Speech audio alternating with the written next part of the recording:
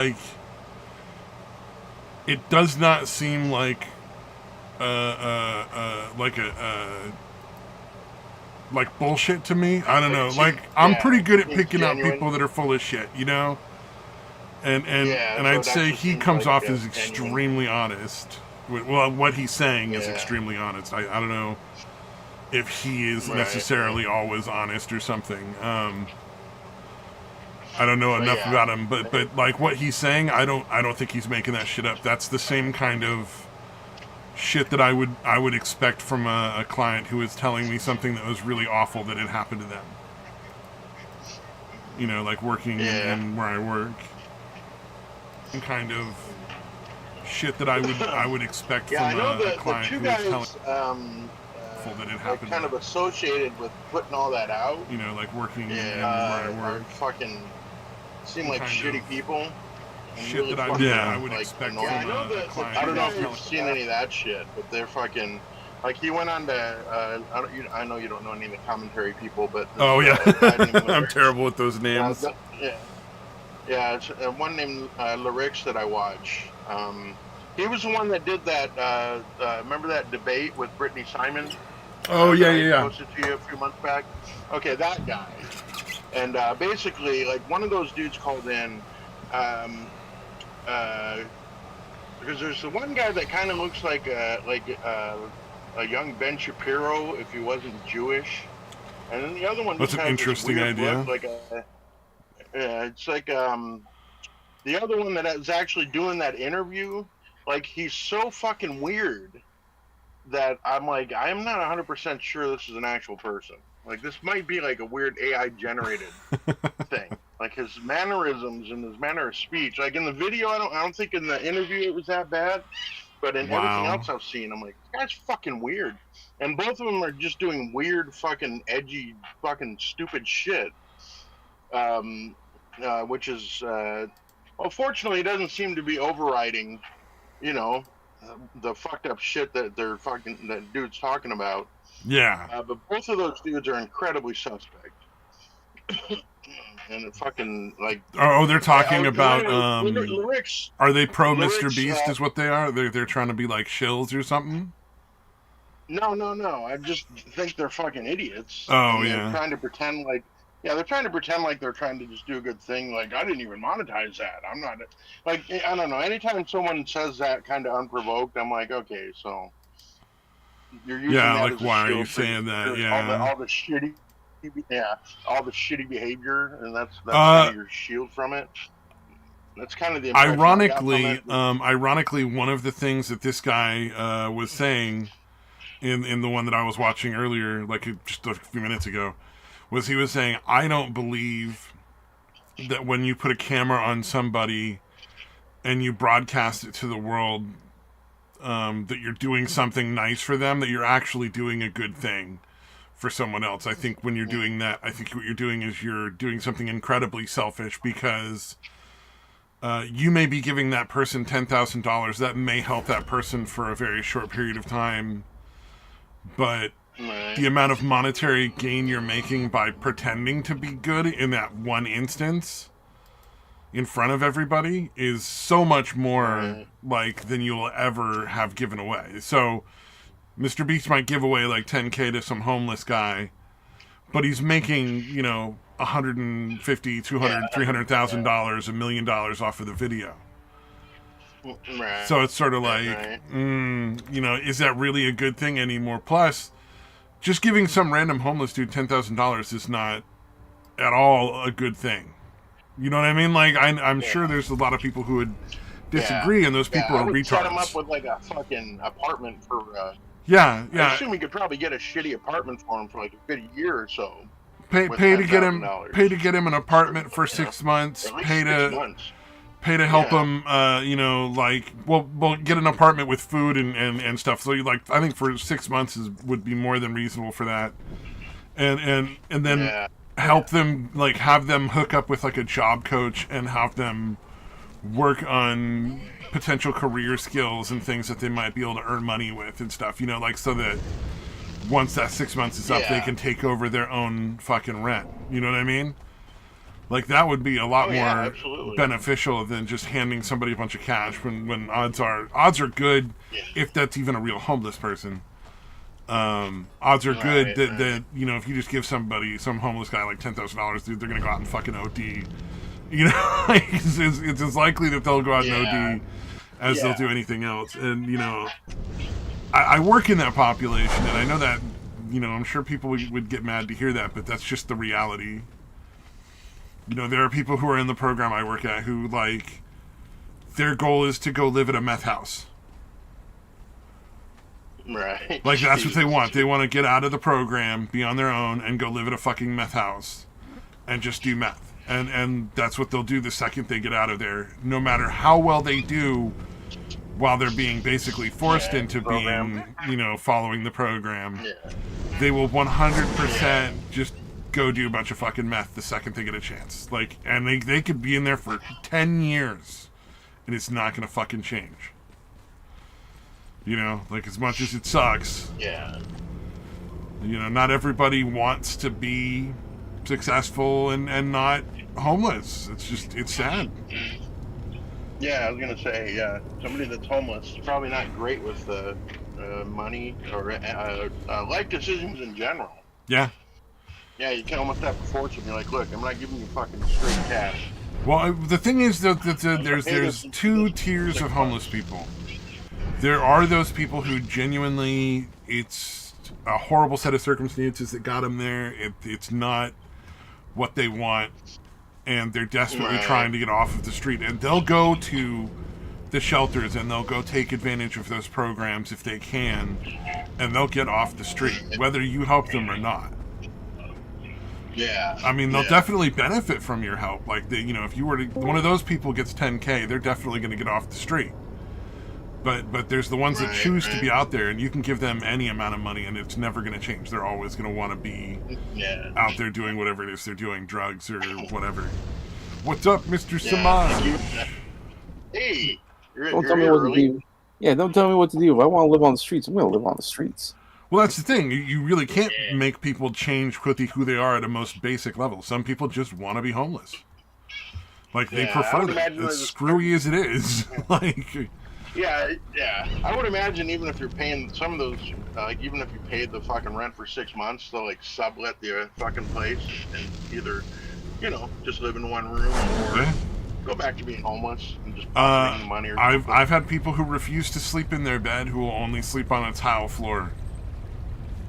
Yeah. Like there are people who just genuinely do not want to live in like a house. Yeah. Like people. Yeah, pretty crazy. I think, like, what happens for some people, it's like once you reach a certain age, you just sort of set in your ways, and that's just the normal. Oh yeah, You know? yeah. Oh, absolutely. But also there's just the reality is that if you want to have if you want to have a house, there's certain rules you have to follow. You have to be part of society. You have to you can't do a bunch of like meth every day all day. That's a big part of it right there is what drives the homeless population. Because I work with a lot of them, so like I get to see it. And the reality is that a lot of people will choose the drugs and not having to do mental health and whatever else over being in a home.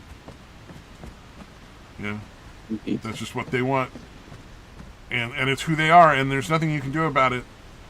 Other than to force them into like some other place, like into jail or into a rehabilitation program or. Yeah. Homelessness is always going to be a problem because there's always an element of like mental illness or something that comes along with that. Oh yeah, absolutely. And it's just some people just can't seem to function within society and all that stuff. And there's not much one can do about it, really. Yeah. I wish there was. Like I've worked in those programs for a long time. It'd be nice. Yeah, I assume it's almost like, especially if they've been on the streets for a while, it's almost similar to like someone who's like kind of institutionalized that's been in prison for a long time. Oh yeah. They almost prefer that, which is very odd to me, but I understand that is pretty fucking common. Or it could also be being in fucking prison. or it could also be like, just some people just can't function lately, or something breaks and they just can't do it. Like there's a similar incident or something happening in Japan where they call it hikikomori, which essentially like it usually happens in like young people at some point, mostly with men, as far as I can tell. They reach a point where it's like they go out and do like their office jobs or do whatever, and then just something just sort of snaps. They can't do it.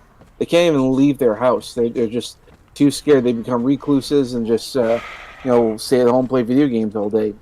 I And don't know if Japan is necessarily the best example, just in the general respect well, of I'm how saying, insanely intense their work culture is. well, Like they there have is people that that. die on a regular basis from overwork, Well, I like think in offices. Like it's fucking insane. Well, I think what I'm getting at here is that like some people just can't function Oh, in the true. Yeah, way yeah, that yeah. No, that's and absolutely. I think with a lot of like in Japan with that strict work culture that they have in there, I think there's just some people who can't do that, Yep. and not just can't do that, or at least they don't they're not set up in a way to have an alternate way of living, Yeah. and then these people just don't feel like they can't, and they just sort of shut up. They just can't function. And I don't really think that's necessarily a bad thing. I think that shows a fault within the society. Yeah. Oh, yeah. Yeah. It means Japanese like work culture is absolutely bonkers. Like it's they're a yeah. so torturously like just there's it's so brutal to their people. Well, I think like back in like the 1980s, Japan was was growing on the economic ladder, similar to like what's going on with China. Like they were growing, they had like population, they were like the manufacturers or not, or maybe I'm quite know if it was manufacturing, but they were like the place to get stuff done.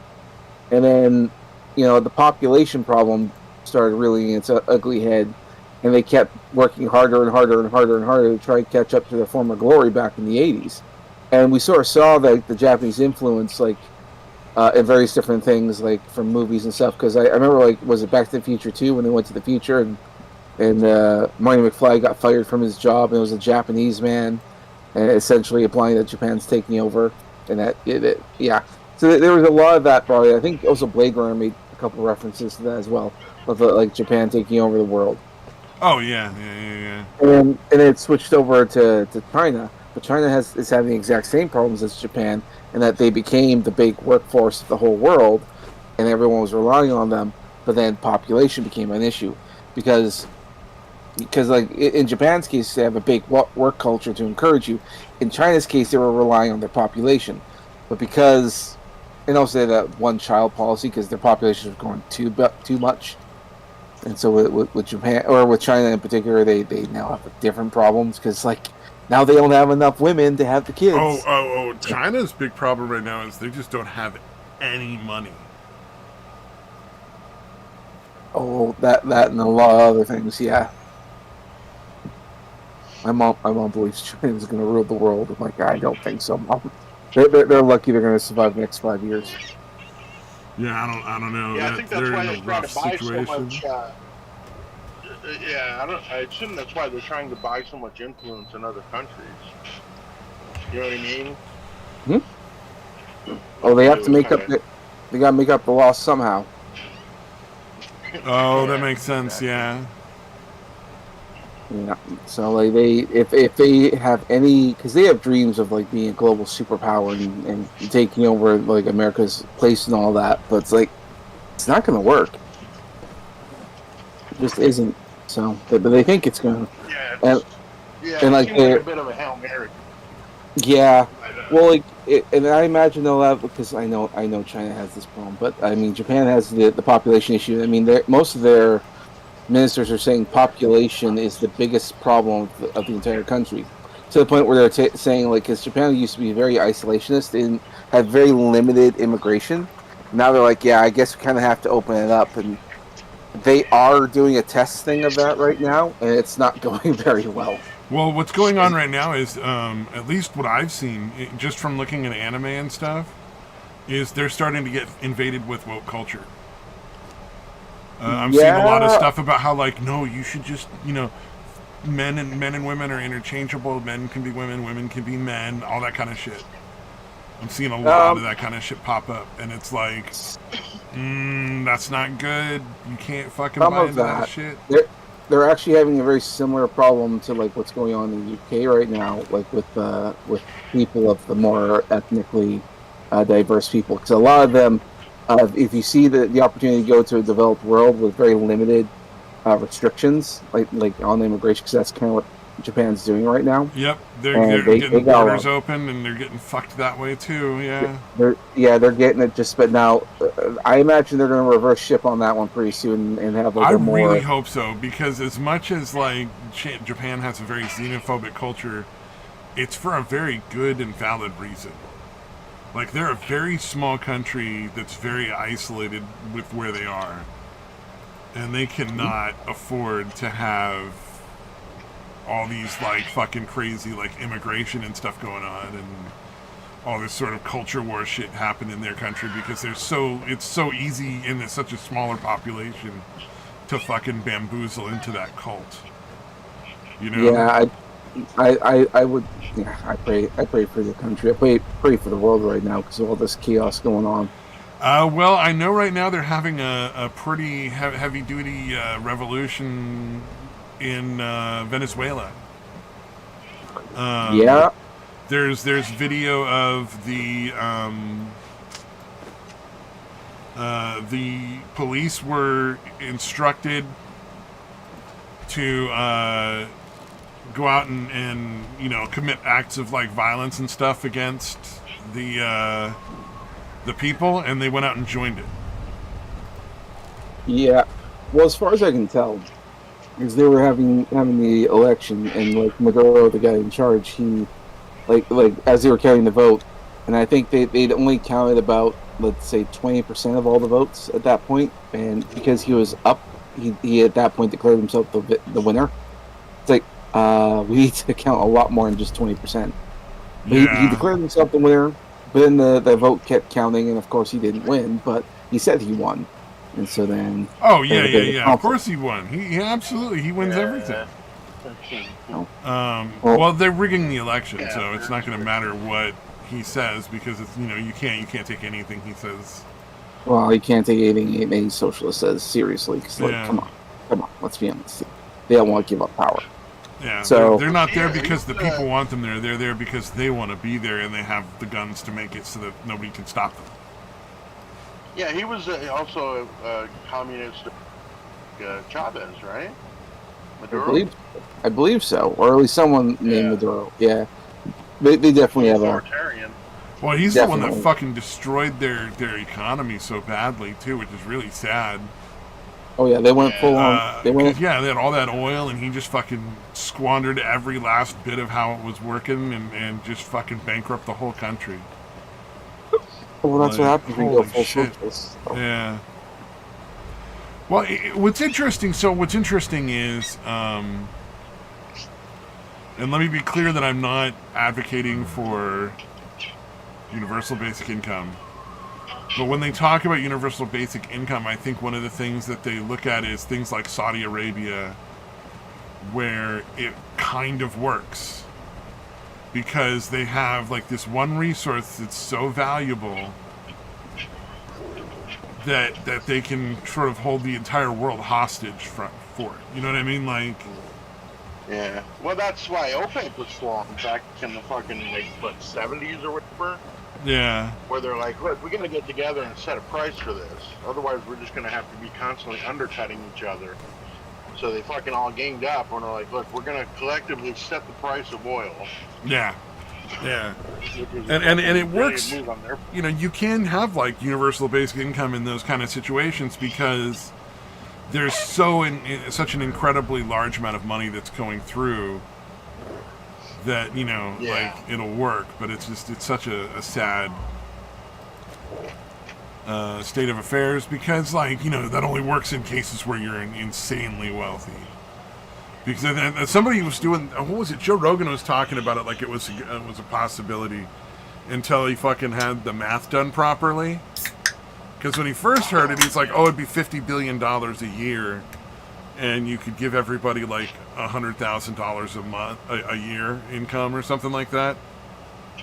And he's like, because I would think right now about $100,000 a year in income in the U.S. is the low end of just barely peaking into middle class at this point. Like, it's sort of what 50,000 would have been in like the late 90s, early 2000s, where it's like, it's a good living, you'll be all right, you're not gonna like end up on the street, but you're still at kind of risk of ending up, you know, like you could be fucked. I think sometimes, you know, some aspects of society can be socialized, and other ones have to be like through any other methods. It's just you have to do what's right for the situation. Oh, I think the Sometimes, reality is, if you just give people free money, there's a lot of people who just won't work. exactly, there is that too. And you can't have a lot of that because if nobody's working, then nobody's making resources to draw from. And if nobody's making resources to draw from, then you don't have anything to give anybody, and it rapidly fucking spirals into fucking everybody starving to death, and that's a bad fucking thing. Mm-hmm. Yeah, you have to have a good chunk of the population producing something. Yeah. And you can't afford to have like 70%. But the other side of that equation, though, is as what do you call it? As what do you call it when robots make shit? Automation. As automation increases, why is it that only a certain small percentage of the population gets to reap the benefits of that? So, I certainly don't agree with basic income. However, I do think that there needs to be a better distribution of that particular benefit to society, because that's not something that, like, Chevy didn't fucking create automation. Like, they don't deserve to have billions of dollars at the expense of everyone else. You know what I mean? Like, you need to either lower the prices on the goods that are created via automation to the point where they're, like, reasonably above cost, not excessively above cost. And I don't necessarily mean, like, artificial. I'm just saying, like, you need to figure out some sort of mechanism to work that out. I think that probably would over time, because, like, for one, they have to spend the money to actually get the machines and build the machines, or develop the technology to do that. And then over time, things would probably get cheaper, just because you're not paying the money for the labor. But they haven't been. That's the problem. They've just been getting more expensive. Well, I think that part of the reason for that is also the investment in, like, electric vehicles. Because we had a similar one here in Canada, where we built all these factories to build electric trucks and electric kind of stuff, and no one can afford them. And they were also going to go automated and all that kind of stuff, but no one can afford electric trucks, none. And so they actually had to reverse ship and go back to, you know, gas and diesel trucks. Well, and like, look at the incredible resistance to the K car coming over, and the K car is one of those things that's like, that would be a huge improvement to a fuck ton of people's lives. Being able to go out and buy like a reliable, quality pickup truck for $10,000 or less, like almost anybody could actually afford that in like this economy. And it's one of those things where you could buy one of those, and that could be part of your own personal business.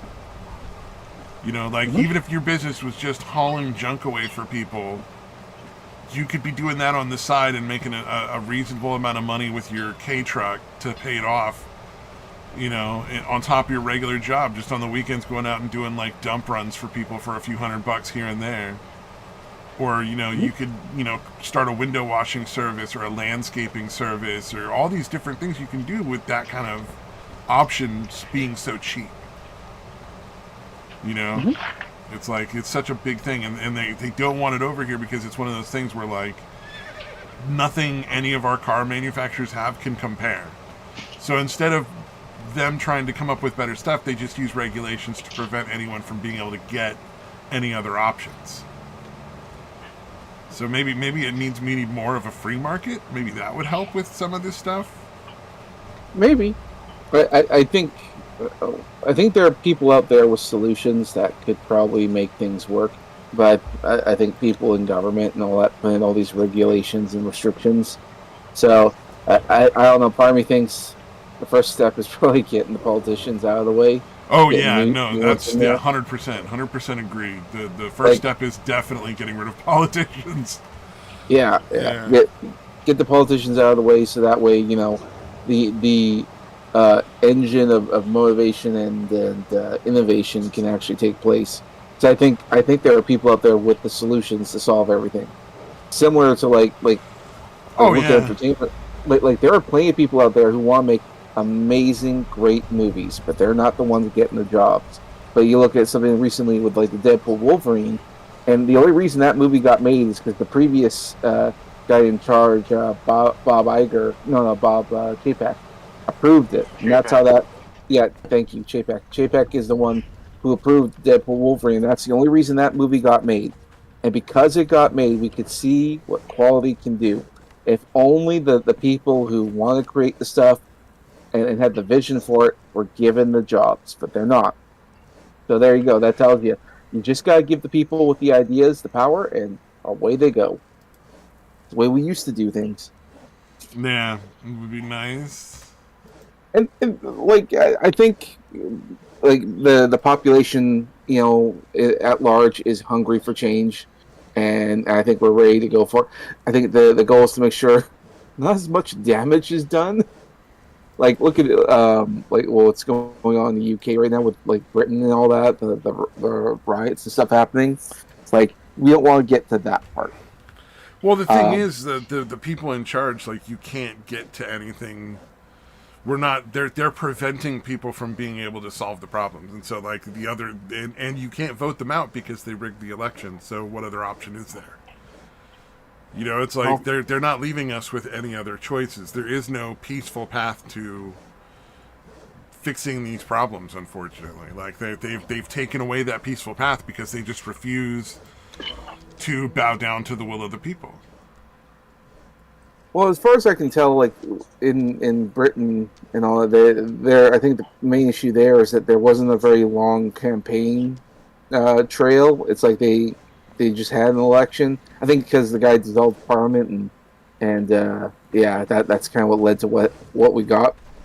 If it had bigger, like look at what's going on here in America, Well, and and the people that they wanted out of office that refuse to leave office because they can rig it are the ones that are letting their children be molested and sold and allowing people to just run around stabbing people to death on the streets constantly without any sort of repercussions. yeah, So and like then it's pretty reasonable that they're upset and they're rioting. It's absolutely understandable. well, in the whole two-tier police system they have up there, it's like, yeah, we've known this for a long time. I've seen what's been going on in this area, so like I knew all of this was just around the corner. I was hoping that things would go like reasonably. They get the politicians out there, they affect the change, do it the normal way, but didn't go that way. Now did it? Yeah, to You no know? one's great surprise. Yeah, yeah. And what sucks about it is like this happened like just 1 month after their last election. And it's like no matter what the situation, you're stuck with this guy. I forget his name, but yeah, he's a fucking lunatic. He's the one who says he's gonna prosecute all the pro Europe people and all that, and then he started quoting some sort of like Muslim prayer. Like that's not gonna age well at all. Oh, that's creepy as fuck. Yeah, well, he says, and he That's says like like, building a mosque on Ground Zero where 9/11 happened. It's disgusting, you know? yep, yep. That's not something I look forward to.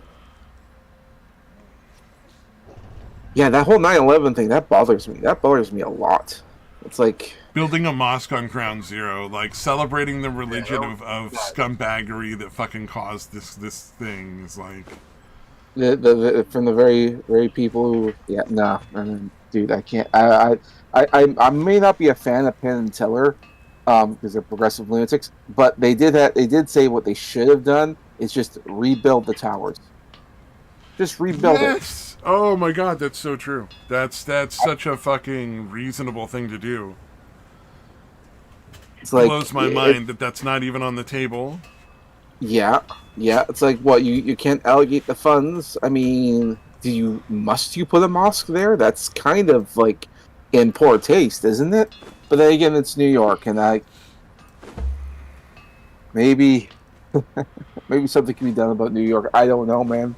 Oh, not all. Yeah, New York is a lost cause, man. They're starting to become just like China. Like there's massive issues in China with fake lawsuits and shit, where Hmm. people will like pretend to be injured in some sort of way in order to sue whoever they can because you can't make money any other way.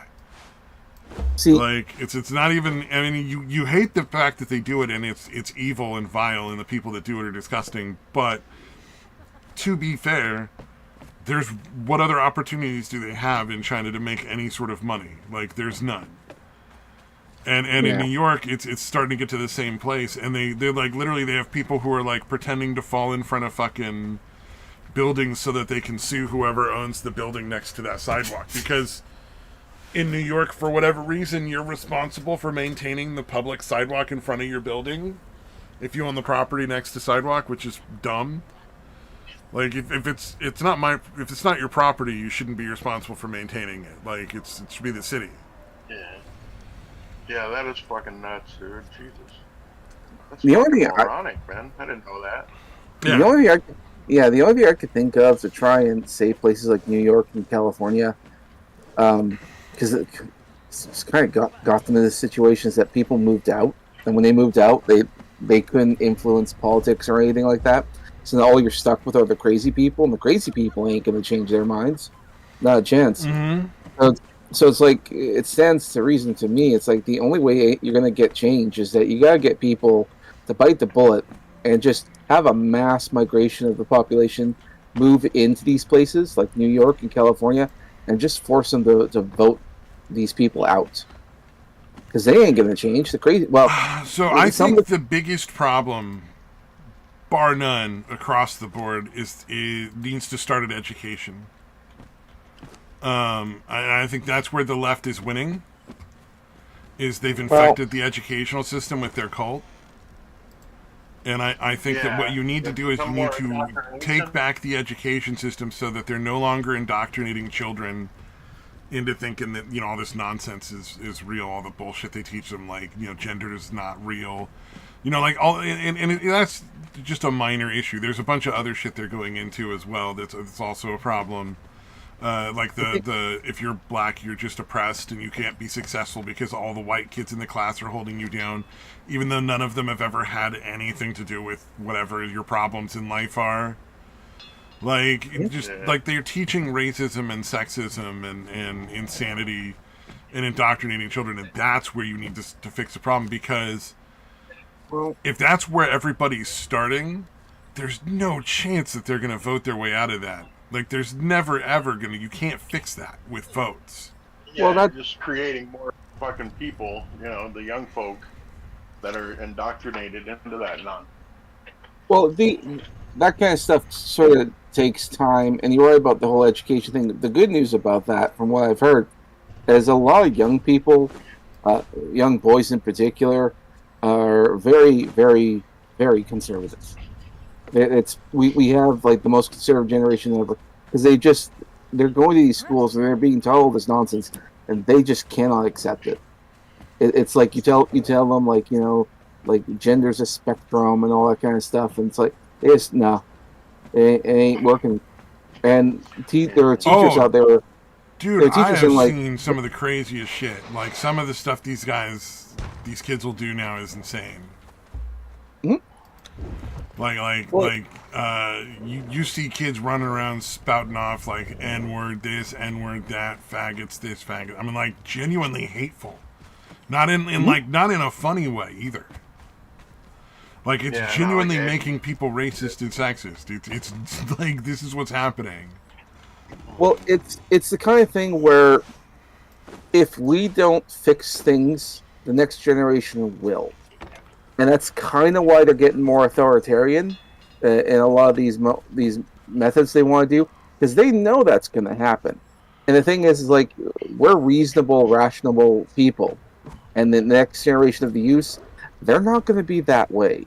They're going to be a lot Oh more no, aggressive. no, they're And definitely no. I think that that's why they're being so authoritarian now, because they have to. Because if they don't, they'll never win the next generation. In fact, I think they're trying to quell that as much as possible, and it's just not going to happen. I just hope that the end all be all result is not being 90 years old if I make it that far in life and watching like the fucking new KKK party marching up and down the fucking roads. You know what I mean? Like, Yeah, because that's one of yeah, those things historically that does happen. Is a lot of times you get like these extreme swings back and forth between like these insane poles of kinds of behavior. Yeah, It's it unfortunate. is kind of uh, in the youth's nature to rebel against whatever the status, whatever. So yeah, the libs are in charge of like education and all that shit. Then yeah, the revolutionary nature of the youth is going to be super conservative mhm. to kind of counteract it, just because Yep. it's yeah, it's And the downside, we're all young ones. We all assume that the people that have lived way longer and experienced way more didn't know what they were talking about, even though you've lived like a quarter of the time on the planet, that you got shit figured out. The adults don't. You know, I did have a little bit of that, but not. I Yeah, we never all. like. I was never. I never really bought all the way into that sort of thinking though. Yeah, Because like even when I yeah. started Well, that's working at the automotive store and I was 18 and prime age for that, I would listen to what the mechanics told me. Like if they were like, no, this is a much better way to do that. Yeah, I'm a yeah. fucking listen. Like these dudes have been here for 10 years. They know what the fuck they're talking about. I just started. Yeah, You that's know. right around the like once you actually become an adult, it takes probably another 4 or 5 years. Like maybe you're close to the mid 20s, early to mid, before you kind of realize like, oh, I don't know shit. I thought I had the whole fucking world figured out, and it turns out I just realized I'm a fucking idiot. Yeah. So maybe I should listen to older people that have lived longer. Yeah, it's like again mid-teens up till about 18 is kind of that area where it tends to be kind of more contrarian, honestly, than actually truly like Maybe it's because I was evolutionary or spending so whatever. much time like taking care of my brother and sister and making sure that they were like, what do you call it? Uh, Just taken care of. yeah, getting to school and getting to daycare on time and everything like that. Like they got food when they got home from school and daycare. They got dinner, that kind of thing. Like I was doing all that kind of shit. So maybe I just didn't have time to be like, yeah, I know everything. Everybody else is dumb. Like, because Yeah. I'm sure I did some of it, but I can't remember that much of it, honestly. Yeah, I think it's just a varying degree. And I think the reason why nowadays it might be uh, so much more like hatred or whatever is because like the shit has gone so fucking far left with the educational system and all that shit that you almost have to, you know what I mean? There's almost always going to be as big a swing back the other way. So Yeah, you almost kind of hope for something that's just mildly to one side or the other. So there aren't these huge fucking pendulum swings, every 5 to 10 years or whatever. yeah, Because yeah, the left, especially again the infiltration of the education system, have gone fucking insane, dude. Like the shit they fucking believe and that they're trying to teach the kids is fucking ridiculous, dude. Well, I remember how disturbing it was to me to sit in the work training I did, where like they were talking about how like you could go and get your like gender reassigned surgically, and it was perfectly safe and easily undone. Yeah. Like you could just go and yeah, oh yeah, it's no problem. You can just undo it. If you don't like it, you can just undo it. And I'm like, that's not true. Like that's really Yeah. really not true. That's a really disgusting thing to put them to put out like that, dude. Well, and this is to grown adults, and it's like, and you sit there, and because your job is at stake, so you can't just sit there and be like, you're a fucking liar. Yeah, that's like, because that's what I wanted to do. I wanted to be like, you're a fucking liar and you're a fucking monster. Like, the what you're telling people is so blatantly untrue and disturbing that like you should be in jail. Like, you're fucking horrible people. Yeah. Like. One of the things that also bothers me are that stupid nonsense about puberty blockers. Oh yeah. Like, it's not a bad thing. It's like, did we all forget about how many issues everyone has had with the Olympics over gymnasts for like fucking decades? And how fucked gymnasts are after they get out of, because it says women need a certain amount of body fat to go into puberty. And when you're doing gymnastics as a young girl, you have to keep your body fat percentage way below that. And so most of the gymnasts from like the 70s, 80s, and 90s had no puberty. That's why they're all so fucking short now. Like Mary Lou Renner is one of the most well known. It's why she's like 5'1" or something. You know, like. Mary Lou Retton, you mean? Retton, yeah. Sorry, I got the last name wrong. Yeah, it's close enough. But yeah, that's probably back in the 80s. Gymnast got like a 10 on the. And that was just putting off puberty until they were like in their 20s because they were competing in a sport. And it wasn't even intentional. Like, nobody realized that was going to happen until it had happened. And then they were like, oh, yeah, now we get it, that they have to have a certain amount of body fat in order to, like, actually go through puberty in a healthy way. Yeah, because if your body thinks it's starving, it's not going to get ready to, produce offspring. Yeah. They think it's lean times. I don't know. I assume that's why. Actually. Yeah. Well, for whatever the reason is, I don't know like the specifics, the scientific like reasoning behind it. I just know that you absolutely have to have that's what happens. a certain amount of percentage of body fat for a woman to go into puberty. I don't think it's the same with men. I think men go into puberty either way because theirs is more because theirs is based more around testosterone and stuff, and it's not body fat percentage isn't a thing. Isn't as much of an issue. Well, one of the things that bothers me is that, like, apparently schools are giving out puberty blockers, and they don't have to tell the parents. Yeah, there's a lot of that shit going on. Not just puberty blockers, lots of psych meds too.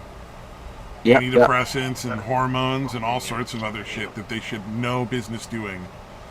And the concept that you would prevent a parent from knowing about it is disgusting. And like that, there is no exception for that in my mind. That should be people going into fucking prison and being fed into a goddamn wood chipper, in my opinion. Like, you feed that fucking piece of shit into a wood chipper. People that are giving kids meds without their parents knowing? Fuck no. I don't know how that's possibly fucking legal. Insane. It shouldn't be. You think that the fucking school system should know about something like that, but not the actual fucking parents? Fucking insane, dude. What the fuck, man? Yeah, I don't know. I remember signing stuff saying that they could give my kid Tylenol or something if he had a headache. That's about as far as it went for, as far as I understood it. I assume that's not going on here in Arizona, or wasn't at the time when my son was in school. But the fact that it's happening anywhere is fucking nuts, dude. Oh, yeah. I don't understand how that's remotely fucking legal, dude. Like, that is, it's something, you should fucking, the parent, dude. Well, I don't want to beat the shit out of anybody that did something like that with my kid. Well, it's one of the many reasons. I did the project, so I'm like, what the fuck? When did this happen? And what the fuck? You know what I mean? Like, that would fucking be enraging. It's one of the many. It's one of the many reasons why the parents are going to all these school board meetings and essentially protesting and all that, and why I remember hearing like the FBI getting involved. I'm like, why the fuck's the FBI getting involved? They were having the FBI investigate them as if they were terrorists. Yep, I remember seeing those those things in like what was it, Congress? I don't know, Congress, some sort of like questions, and that were being done to the FBI guys. Like, why the fuck would you do that? None of this makes sense. Yeah. So you're talking about the parents being investigated. Yeah. Yes. Yep. Jesus Christ. Yeah. You would think it would be the other way around. Yeah. Yeah. But of course not. That is insane, dude. Yeah. No. No need to investigate the people that are. And some of the other shit that's going on, like some of those books and stuff that they're having these kids read and stuff, where like not only do the books have like adult child sexual relationships normalized in them, but on top of that they're teaching kids how to like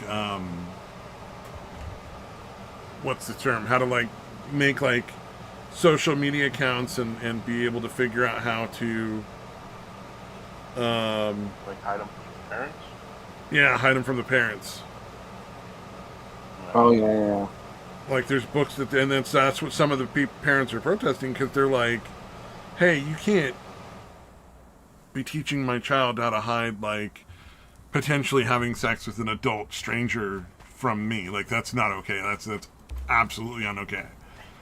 Like that's not, and it's not a case of like, oh, I'm worried about like, you know, the you know, you're teaching my kid some sort of political thing, or this is like literally teaching a child to make themselves a victim to a sexual predator. You know, like that's not an educational benefit for anybody. That's not something somebody needs to learn as part of growing up. I mean, that's insane. Although, yeah, if you're careful. Yeah, if it's if you're gonna be the type of people that think you can give meds to the kids without their parents having to know, something like that's just like, of course you want to teach them to fucking hide their accounts from the. Yeah. See, there was this other. I remember hearing about this one mother, and she had another problem, like with schools giving out like dental information, like doing dental exams for your kids. Like I remember like they had a problem with that, because what this mother had, she take her kid out to the dentist, and the kid has a clean bill of health, and then there's this school dental exam thing going on, and apparently like this mom gets like this message saying that your kid has all these different cavities and some abscesses. He's going to need a series of root canals, and the mother was like wondering, no, I take him to the dentist all the time. Clean bill of health. What the hell's up with all this? And they kept insisting that he needs to get all this work done. And they said, we're going to schedule you in so you can go in and get your kid's dental work done. And she's like, no, you're not going to do a bunch of fucking unnecessary surgery on my child's mouth. Thank you very much. And they said, if you don't comply, we're going to have to suspend your kid. And if you don't suspend your kid, then we're going to have to implement truancy stuff, and you're probably going to have to get fined, and police are probably going to come. They escalated and escalated and escalated, and I think she's threatened to lawyer up, and they just sort of said, go ahead. And I just thought that was insane. And she ended up taking her kid to a different school, because it's like, yeah, no, this can't go on. And of course they didn't do nothing about it, because you can't do nothing about it. But they thought they could threaten all they want. And I thought, how the fuck? Like, and I remember being a kid. Well, and imagine that's literally probably just a corrupt dentist who's giving kickbacks to the school, who's doing a bunch of unnecessary shit so they can charge either the government or the parents and take a bunch of money from them for stuff that they don't need. Well, and the other thing, not be doing anything. It could be like phantom, like car accidents. Well, there's another thing that it does. It also eats up your insurance. Yep. Because that's the other thing is like because insurance, like if you add all this different stuff, it goes up and up and up. It's like and if you have your kids, and that counts towards, as far as I can tell. And because I'm Canadian, I don't have to deal with that. But yeah, that'll eat it right up, and then the insurance start charging you more. Mm-hmm. Oh yeah. So craziness, I tell you, craziness. So are you watching the Mr. Beast sort of meltdown thing? No, I heard something was going on. Okay, so it started with a guy coming out, and basically he was having a lot of inappropriate interactions with minors. And this was an employee of Mr. Beast. One of his best friends and one of the people that was there from the very start of the show. All the Now, channel and all that. Now, and over there was, time, it has come out that there was definitely knowledge of this beforehand, and there was definitely covering it up. And on top of that, it looks like there's also probably a lot of sexual abuse that was going on at the company level of Mr. Beast, like all the people that are involved in production and everything. Yeah, a lot of that's like going Mr. on. Beast doesn't really have plausible deniability anymore. Because even at first I'm like, well, this could have happened. Possibly. It's like his reputation had protected him for a very, very long time, like a lot of famous people, and it seems like that protection is now going away. Yeah. See, I don't know all what's going on with Mr. Beast. I know that there's been a concerted effort to try and destroy him, and I'm like, is that what's going on here as well? Because I don't know. And that's not because everybody was trying to give him the benefit of the doubt, and they were saying, "Look, this is unfortunate, but Mr. Beast probably had no idea. This is just this guy." And for the very long time, and then as more and more people came out, it turns out like a lot of them were being intimidated with non-disclosure causes, things like that, as well as being blacklisted in the industry, so you wouldn't be able to go work for like another YouTube channel. And it looks like. I mean, it's all still alleged, but it looks like it's gonna fall apart pretty badly here. Yeah, and it's not even just that. Apparently, most pets, like all the winners were like friends and family. Oh yeah. A lot of the contests, it seems, were rigged as far as like who won. Yeah, and then like the whatever. And then some people were abused during these contests pretty savagely. There was apparently a contest between like 100 boys and 100 girls at some point that was big on his channel. And after confining those girls there, and they're breathing like all these paint fumes and all this other like fucking deprivation and weird shit going on, they started trying to fuck them. Trying to get them to like let them fuck them and shit, and it was just like behind the scenes, obviously not on camera, or they would have been in a lot more trouble. But like, it's starting to look real fucking bad for Mr. Beast. Is all I'm saying. Like, I don't know what's for sure true, so it's all alleged until there's evidence. But I don't think it's going to last much longer before Mr. Beast is facing some real serious legal issues. Yeah, and apparently even like some of the game competitions or whatever that they were doing, like have like massive OSHA violations, like were incredibly dangerous and people were injured. Oh yeah, the guy I was watching today was he was the pilot program for like the 100 Days of Isolation in Prison challenge, and he ended up in the hospital, and he never ended up going back to work for Mr. Beast again because he was so physically damaged by everything. Yeah. Like physically and mentally damaged by it. They didn't turn out the lights the entire time he was there because it wasn't good for the footage. Well, that's actually illegal. Like that violates the Geneva Convention against torturing prisoners. Like you couldn't do that to a terrorist, but you could do that to this dude. You know what I mean? And he even asked him, like, please, can you turn out the lights and just let me sleep at night? Like, that'd be great. And he still has insomnia problems, like, 5-6 years later, like, down the road. He still can't sleep right all the time. Like, it's just, like, it seems like... I have a feeling there's going to be a lot of lawsuits and stuff that go on. Huh? I'm like, yeah, why couldn't they just shoot infrared? Yeah, it doesn't make any sense. Yeah, he was always... Because he never saw any actual... There was no reason that they couldn't have let him have like 8 hours of sleep with no cameras and no interaction. Yeah. Like there's no reason at all for that. And you wouldn't, yeah. But the crazy thing is, I think there's going to be like a lot of lawsuits that end up going on, and I think he's going to lose a lot of money. But I think YouTube's going to keep him on. I don't think they're gonna delete his channel or anything, no matter how bad it gets. Yeah, not unless they absolutely have to. Yeah, unless like Congress is bringing them in and they're like, all right, we want to fucking talk YouTube, then they're going to be like, oh shit. Yeah, we'll see about that. I gotta run to the bathroom. I'll be right back. Run on. Yeah. Yeah, it's getting fucking nuts, man. And I didn't really know all that much about Mr. Beast prior to hearing all this shit, so I genuinely had like no fucking stake. I'm not like one of those, oh, I fucking hate Mr. Beast, blah, blah, blah. Yeah. Yeah, I thought it was like, oh, it seems like you guys do. Because again, I just never looked into it at all. Yeah. I just didn't care, really, I guess. But yeah, I'd never heard anything substantial until now. So now Yeah. I'm like, okay, now listen. From everything I've heard, it sounds pretty awful.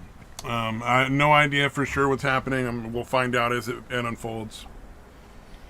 Mm-hmm. It's gonna be interesting. But it's definitely something to keep watching. What's interesting is Google was declared in court to be a monopoly. Oh, I didn't get to that one, dude, but that's fucking nuts, man. I couldn't believe that, actually. Like I said, don't watch the Tim Pool video. I would not recommend not watching it anymore. I'm going to wait for that to percolate to the legal channels where the lawyers can look at it and talk about it and have a much better fucking idea of what that means as going forward, because that might not mean anything. You don't know. Right. It might actually have any ramifications somehow. Yeah. Yeah, if they don't, if there's no actual consequences for Google that matter, if it's just like slap them with a couple $1 million fine, then it's not gonna change anything.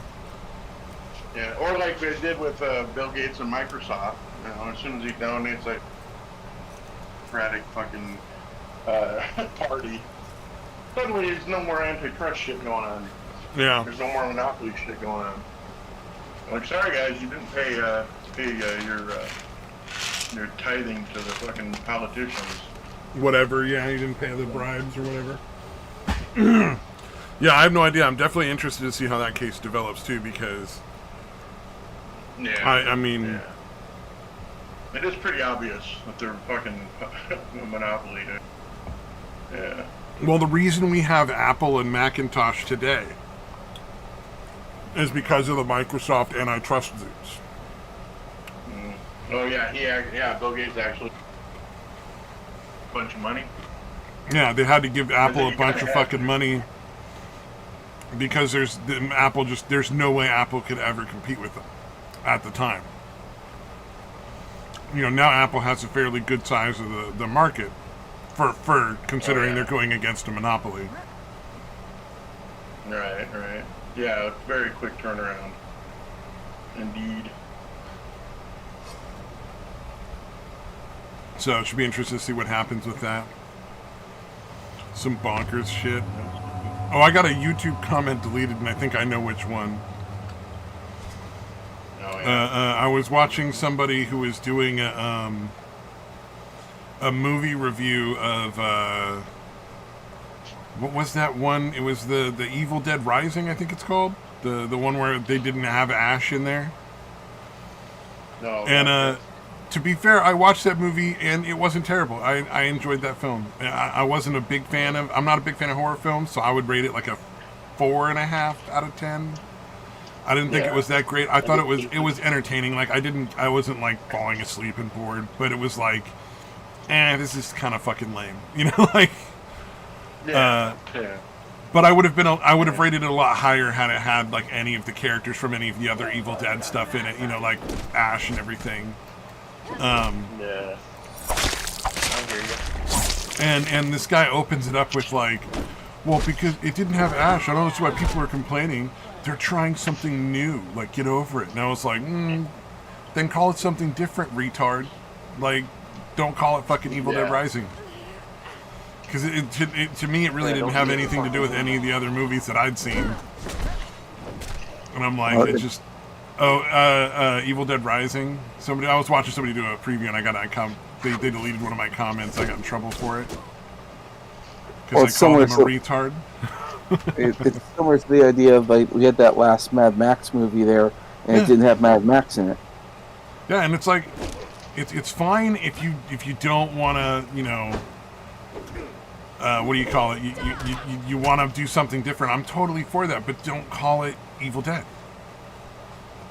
Like, if you're not Yeah. gonna have Ash, that's fine. Just don't call it Evil Dead. No problem. I'm absolutely fine with it. I watched the movie and I enjoyed it. And even knowing that it was supposed to be an Evil Dead movie and they didn't have the character, I was alright with it. But like, I hate the concept that people can't be upset about things like that.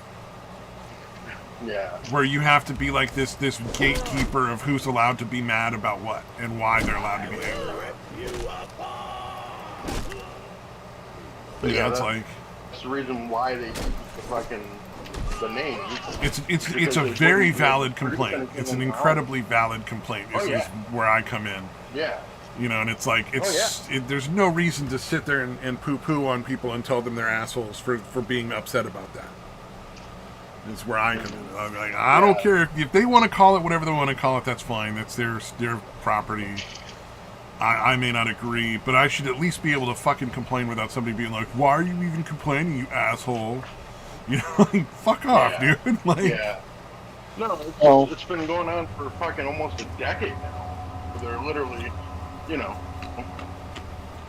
Well, they and that's want to fucking put their shit out there. They know it won't fucking do well. They know they don't have the ability to create any universe or whatever. So they're going to use someone else's existing IP and just do what they want with it. And fuck I think it's a lot more sinister than that. I think they're trying to redefine culture, redefine pop culture and the media and that kind of stuff, and they could say that it was always this thing, because the next step is they're going to remove the originals and only have the remakes. Part of the reason why they're doing this. Mm-hmm. So like you type in Little Mermaid on Disney Plus, and you're gonna get like the very last thing you're gonna get is the original, and then you have like the new one. Then there's like a new cartoon show that came out recently, where essentially it was like, oh yeah, Ariel's black, but she's also younger, and Ursula is not the evil witch; she's the sassy aunt. Ew. Oh yeah, did you hear about this cartoon? Yeah. No, she's the magical. Yeah, she's the magical sassy aunt, and she often makes King Triton look like an imbecile. And it's like, what? And Ursula was such a fun villain, such a really well done villain, and the actress that played her was so fucking good at it. And it was like, you kind of shit all over that. Yeah. Yeah, people writing it are probably which seems kind of, again, it's almost like the best case scenario is that they just don't know much, and they hardly know who the original is, because there's certainly plenty of cases where they have active disdain for it. Like The Witcher, like the people writing The Witcher, like fucking hated these, and they were writing about it. Like they're writing stories and the things that they actively hated, which is such a weird Superman, that Superman cartoon where they were like, we're gonna make him a gay twink. Yeah. Yeah, it's like so absurd, dude, but it's actually happening. Like if you'd have fucking said any of this, like even just like maybe 10 years, maybe a little longer, maybe 15. So like you'd seem like an actual fucking lunatic. And all that shit's happened. Yeah. So they're just gender and race swapping everything just to do it. Well, Not bothering to come up with any kind of good story for why or any of that shit. Well, there's a few reasons as to why, and that's because to get a show made nowadays, or be it a movie or a cartoon or anything like that, you have to get funding. And it used to be the funding would come from things like Coca-Cola or something like that. But apparently they've been kind of stingy because a lot of advertisers don't want to advertise on a lot of products these days, partially because they aren't really seeing the return on investment. One of which being is like the younger generations don't like soda. They don't like the carbonated drinks. Apparently, they're rather sensitive to these things. Oh wow. And yeah, which is interesting. I didn't think that would ever happen, but it is. It does kind of happen every now and then. But yeah, these companies are getting like fewer and fewer people are drinking it, so they really can't afford to fund them anymore. And it used to be everywhere. I mean, you'd see like Marvel characters on Dr. Pepper or something, and you still see them on some, but nowhere near as much as it used to be. And the other thing is Wow.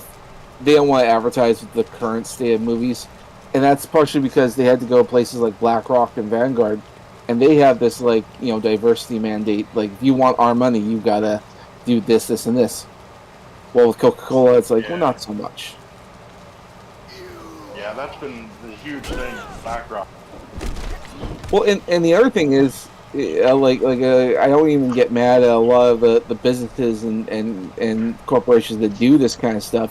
Partially because I mean like for advertising and all that. Because a lot of advertising companies, they have partnership deals with BlackRock, and so it's like you want to get like an advertisement done for like Coca-Cola, you have to go through them, and they're essentially subsidiary to BlackRock. So it's like, well, it is what it is. It's not going to go away anytime soon, but it will go away eventually. Well, sooner or later they're gonna run out of money. You know, I mean, like they're making so little. Like there's no profit in a lot of these movies anymore, which is really sad. Well, Dude, I'm actually wondering. This has got to be my. I'm wondering if the banker statement, if that dude's not literally trying to devalue all this shit, Well, so he could can be. buy it up for super cheap. yeah, that's the idea that they put in these mandates about what you have to do to get funding, and then you do it, you lose money, and it becomes not profitable, and then they buy your company up for cheap. That is the plan. Yeah, Yeah, that's exactly yeah, what you they're can't doing. pay him back. Yeah, Well, you lost some shit with money. yeah, well, and that's just sort of it. Like we're at the point where it used to be a good idea to partner with bigger businesses to get a greater audience and all that. That made sense. But then these people want to sabotage you, and so it's kind of like if you go into business, just understand that you don't have any friends. Like you can't trust the neighbor across the street because you don't know if they're taking this money, that money. Everyone's out to get you, which is what they kind of want. Because you have to remember, the biggest enemy to big, massive corporations are the little guys, because they can blow up and become big corporations themselves. And why have more competition? You don't want more competition, so then that's how that works.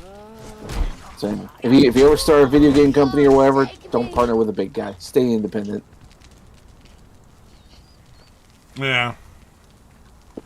Yeah, well, I mean, it's like that's why Elon Musk is not going to go and give away a controlling portion of his company like Tesla.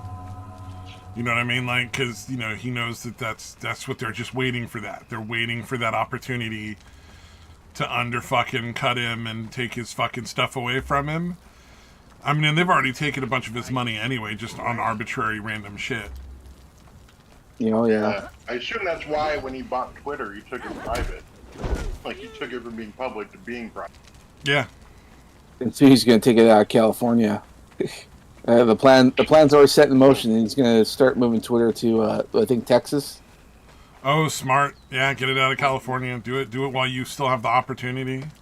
That's the idea. Well, because the big thing was that they had to move all their systems and stuff, all the big technology and all that. So I think they finally got that going. So, and they want to keep Twitter running while they're in the midst of moving all the big heavy equipment. So I think he found a way around it. So they know what they're going to do. But yeah, Twitter's getting the fuck out of California. I'm like, yeah, that's I mean, that's probably a just good like idea. every business that can is doing the same thing because it's just so bad to have a business in California. Like, the money they're sucking out of businesses is insane. Like, and it's not quite as bad as it is in China, but it's starting to get to that level where, like, not only are they driving these businesses out of business, but they're then trying to punish them for going out of business and take even more money. Like, you can't leave this, business, because then we won't have a business here anymore. And you see these cities trying to, like, San Francisco and other cities, like, trying to sue companies for shutting down because they're going out of business. Like as if it's somehow, like, it's reasonable to try to take more of their money after you've already fucking shut them down, essentially, with horribly stupid, like, taxes and regulations that make no sense, and the refusal to do anything about the rampant crime and theft. Oh, and it's a DA advertising the fact that anything under and all the poop on the streets. Yeah, that's yeah, oh yeah. I considered that under rampant crime. I mean, that is a crime. It is technically a crime to shit on the street. Is it a prosecuted crime? No, nobody apparently cares anymore. But it's still illegal. It just doesn't. They're not doing anything because they've got that nonsense about non-violent crime, as if by not having violence involved, a crime is no longer consequential. It's like, yeah, well, if you go and you fucking embezzle $500,000 from your local church, and now the church has to shut down and they can no longer, like, run their soup kitchen or whatever anymore, that's pretty consequential. Like, whether or not it's violent has nothing to do with it,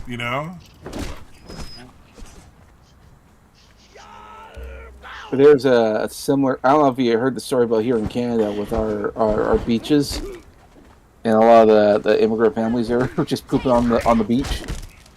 Oh, yeah, where they're, like, living out on the beaches. That's a pretty normal thing for here. We see a lot of that in, like, San Francisco and L.A. and all up and down California. Yeah, he's not talking about living on the beach. My bad. Living, they're literally just shitting on the beach. Because nice. That's nice. Because they don't use bathrooms in their culture. And so what they do is they have these little tents for privacy because they respect the culture that much to do it privately. But yeah, they dig little holes and then they poop in the holes and then they just sort of cover it up and they assume that someone comes over and cleans it up. And that's disgusting. Oh my god, that's fucking grotesque.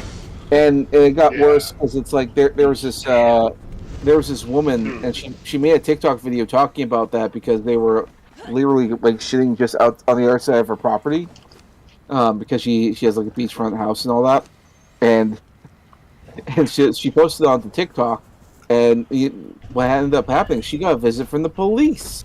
This is all in Canada. This is in Canada, I'm assuming. Yes, in Ontario, Canada. Yeah. Yep. So she gets a visit. I was gonna say because I know it's not the U.S. because we're not quite there yet where the police show up and start fucking harassing you. But goddamn. We're not that far, like we're close. Yeah, you're getting there. You're getting there. I can see it happening in like Portland or like somewhere like that. Not that far off. Yeah. Yeah, it happens here, and then she gets a visit from the police, which sparks complete outrage. Like, why are the police visiting her? She's just bringing attention to something. And yeah, it's been a thing. It's still ongoing as far as I can tell. Not like the police were threatening her, but they were like telling her that what you're saying could be perceived as offensive, and you probably shouldn't do that because it's part of their culture. And like, I'm sorry, a biohazard is dangerous for everyone. Not to mention, it's like little kids are running around on the beach. Why are there people pooping in the beach like it's a fucking litter box? Why are you tolerating that in the first place? Like, that's not offensive. And that's not offensive.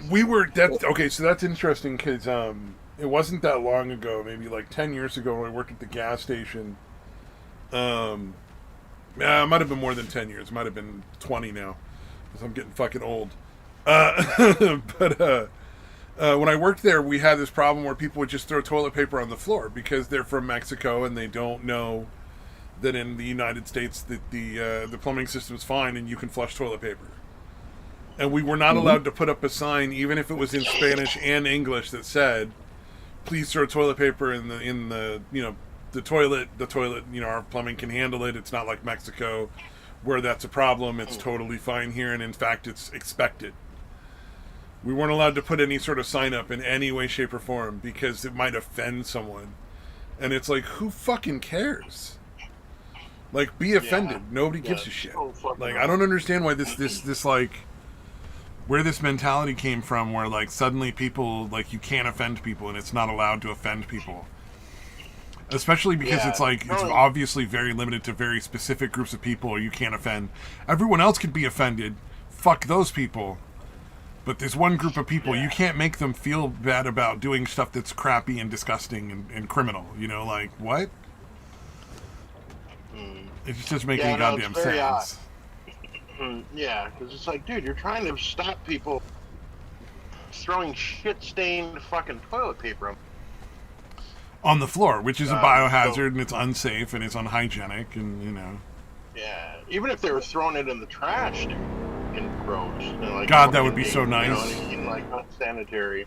If it had been But thrown in yeah, the trash, that like, would have been a what the fuck? wonderful thing. Yeah, but like even that's fucking gross. Like, you know what I mean? That should be When I fucking was not happening yeah, at all. when I was in Mexico, that was a thing for me to try to figure out. But yeah, you're supposed to take the toilet paper, you fold it after you wipe because you take the two things, you fold it and you throw it. There's a little garbage in every stall, Yeah, a little and garbage can for it, so that it's not and on the floor like they were leaving it in ours, which is the and, weird part. and all the toilet paper is scented, so that's why you don't smell anything. You think you would smell it, but you don't smell it because everything's scented. The problem with me is that I was having an allergic reaction to the scented toilet paper.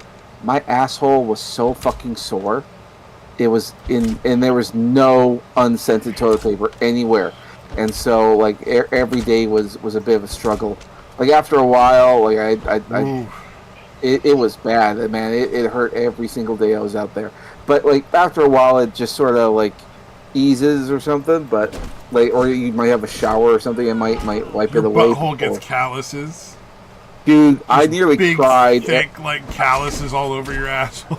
I almost cried every time I had to fart. That's So, how fucking painful it was. I feel your pain. So you know those wet wipes you can get? Mhm. The Cottonelle brand do that to me. They give me like this weird inflammation and swelling and bleeding and Yeah. intense pain, and it's not fun. And the first time I found that out, by the time it started, you're like, well, it's too late to fucking stop now because it's already set in. So you're stuck for a while, no matter what. You know, it's not like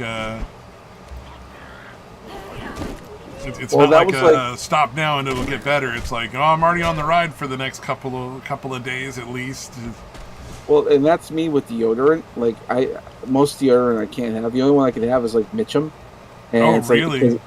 yeah, because every other deodorant I have, it's like fucking razor blades under my armpits. I can't use it. I've had very bad reactions to some different deodorants. We must have a very similar fucking chemistry or something.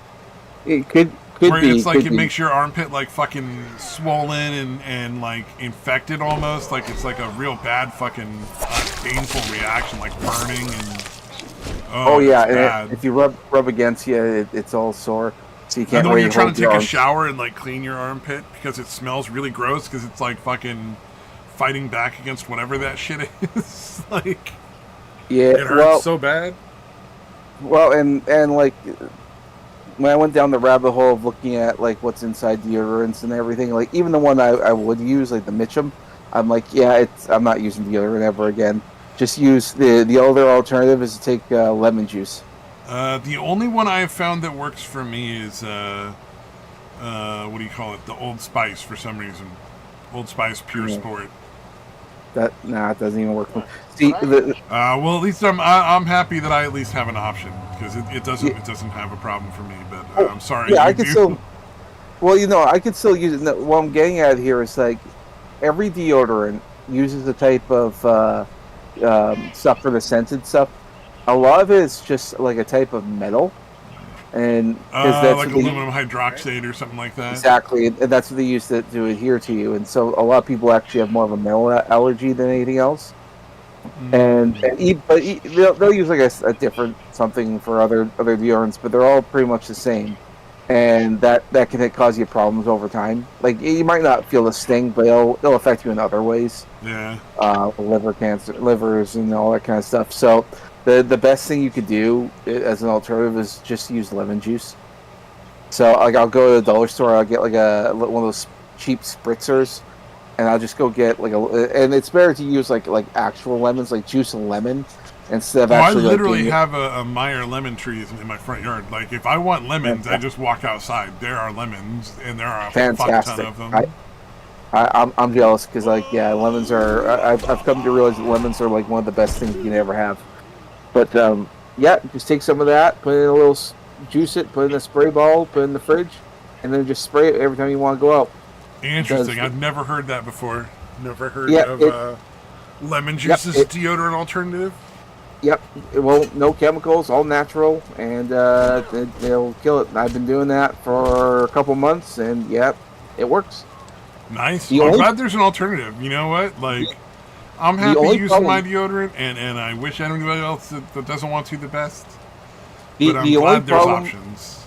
the only problem I come across with lemon juice is that sometimes my cat likes to snuggle up to me when I'm in bed, and he'll put his claws in there, and if I put lemon juice on there, it's like putting it on an open wound. Fucking Oh yeah. stings.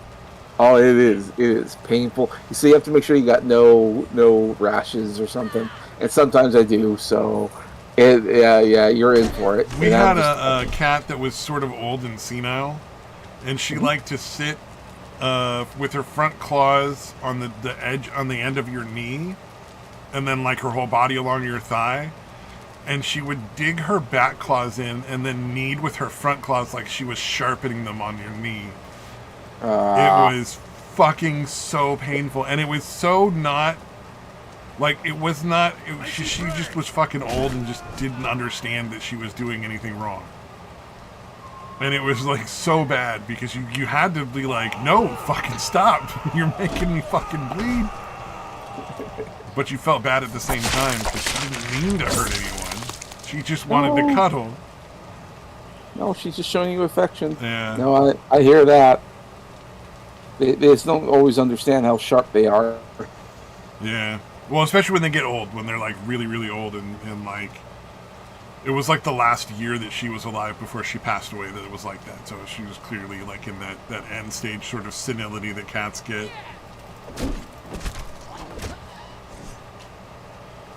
Yeah, well, even dogs don't seem to recognize. Like, they understand that,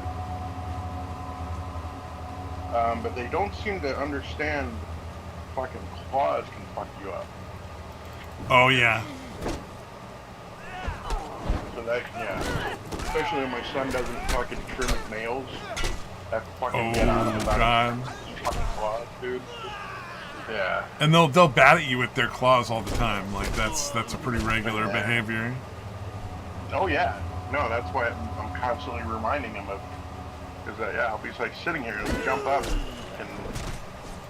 Yeah, and if I'm sitting down on the floor with him, like I go down to play fight with him or whatever. Yeah, they're very pawsy, especially a golden retriever. They're very paw at you anyway. So yeah, I'm trying to make him understand, but he hasn't really gotten it yet. That those fucking things can hurt. Yep. Although, Oh, yeah, man. it wouldn't be much of a problem if my son actually, regularly trimmed his fucking nails. Well, a lot of it is training, honestly.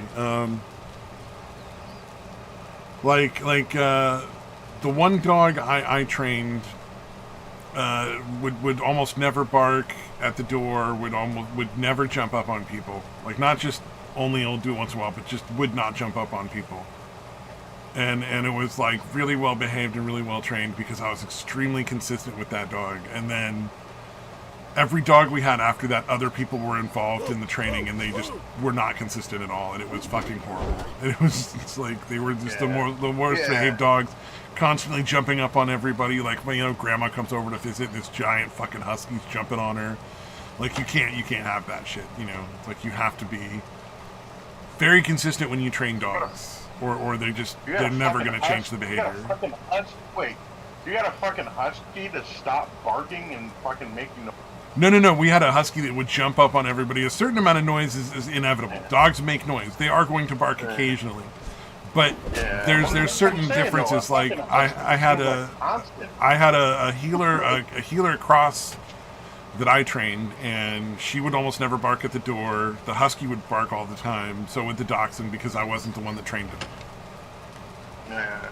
As far as like making the Okay. noises, though, the husky would have made those noises no matter what. But there's a difference between making those noises occasionally, just because it's normal dog behavior, and constantly Yeah. barking and whining at the door and jumping up on people and stuff like that. You know what I mean? Like you can train that out. You can't train Yeah. all. No, I mean, I've there's seen a lot of it's not like a magic fucking tool. You can't. Golden Retriever, you can't train a Golden Retriever to be like mean unless you're extreme, like you're doing like a dog fighting ring or some crazy shit. You know what I mean? Like there's certain traits that are inbred. Like Dachshunds are gonna bark. They're not gonna bark as much if you train them properly though. Dude, did you see the video? The clip I heard. Did you see that video, that clip, and then it went dead for a second? Yeah, I had just posted it a couple days ago. It's a dachshund that's like laying on his back, and he's holding the peeled banana. Oh yeah, and he's eating it like a little person. Punching at it. That was pretty adorable. Dude, I'm like, okay, this dachshund doesn't have to go. This guy can stay. He still can't breed, but he can be he can die a natural death, I guess. Actually, that's the way it is on all of them. They just should stop breeding them and let them die out naturally. Dachshunds, Chihuahuas, fucking pugs, more than anything, pretty much. Oh, I just watched Beverly Hills Chihuahua for the first time. That was actually a very funny movie. I was surprised at how entertaining it was. Dude, I fucking hate Chihuahuas, dude. Oh, I feel no different about Chihuahuas. I still hate Chihuahuas, but the movie was hilarious. Yeah. Nice. Part of the benefit of the premise of the movie is you don't like any of the characters. Like none of the characters are particularly likable, and it works because they're all like Beverly Hills people, and so you're just like, fuck it, they're all scumbags. I don't fucking like these people. Right. So you can just be entertained by the the wackiness that goes on. Gotcha. It's like check it out. Yeah, it's the Chihuahua gets lost in Mexico and has to find her way back to Beverly Hills. Yeah. Oh shoot! Speaking of movies, have either of you seen Wolverine or whatever? I watched it. Yeah, the yet. screener is pretty good. It's surprisingly good quality. Yeah. I enjoyed the movie. It was definitely much better than the second one. But I think that's enough. I'm not really interested in seeing another Deadpool movie after this, in all honesty. Yeah, no, it seems like everybody really likes it, so that's good. I feel like it's just going to get really formulaic after this because it kind of felt formulaic. Well, I feel like Ryan. Yeah, with Ryan Reynolds. Well, I don't think it was because of Ryan. I think it was because the studios are getting more and more involved because it's more and more successful. So. Yeah. No, I mean that's why it was still good. Yeah. Because he had some kind of input. Oh, because he still was able to like exert some control. Yeah. Well, it's a bit of a miracle that the movie got made at all, with everything that went in during the. Because I'm learning more and more of what went on behind the scenes in the making of this movie. And it's some of it's kind of crazy because, like, they really didn't want this movie to get made, and you have to understand that which is ironic because Deadpool's got to be one of the few things that's still profitable. Well, there's a few things that worked against it. One of which being is that it's an R-rated one, and if Disney needs money, an R-rated movie will only attract adults, and so that cuts the revenue in half. Which, of course, should never play a factor as far as I'm concerned, because look at all the Deadpool movies; they make so much money with just R-rated stuff. If you're making a substantially larger amount of money than you're putting into the film,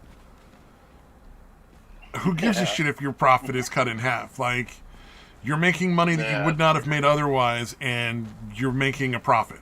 Like, that's what matters. Yeah. Especially considering how much money they've lost, kinds of other shit. You know, you'd think they'd be like, "Oh, what? Made money? Really?" Also, I don't know about you guys.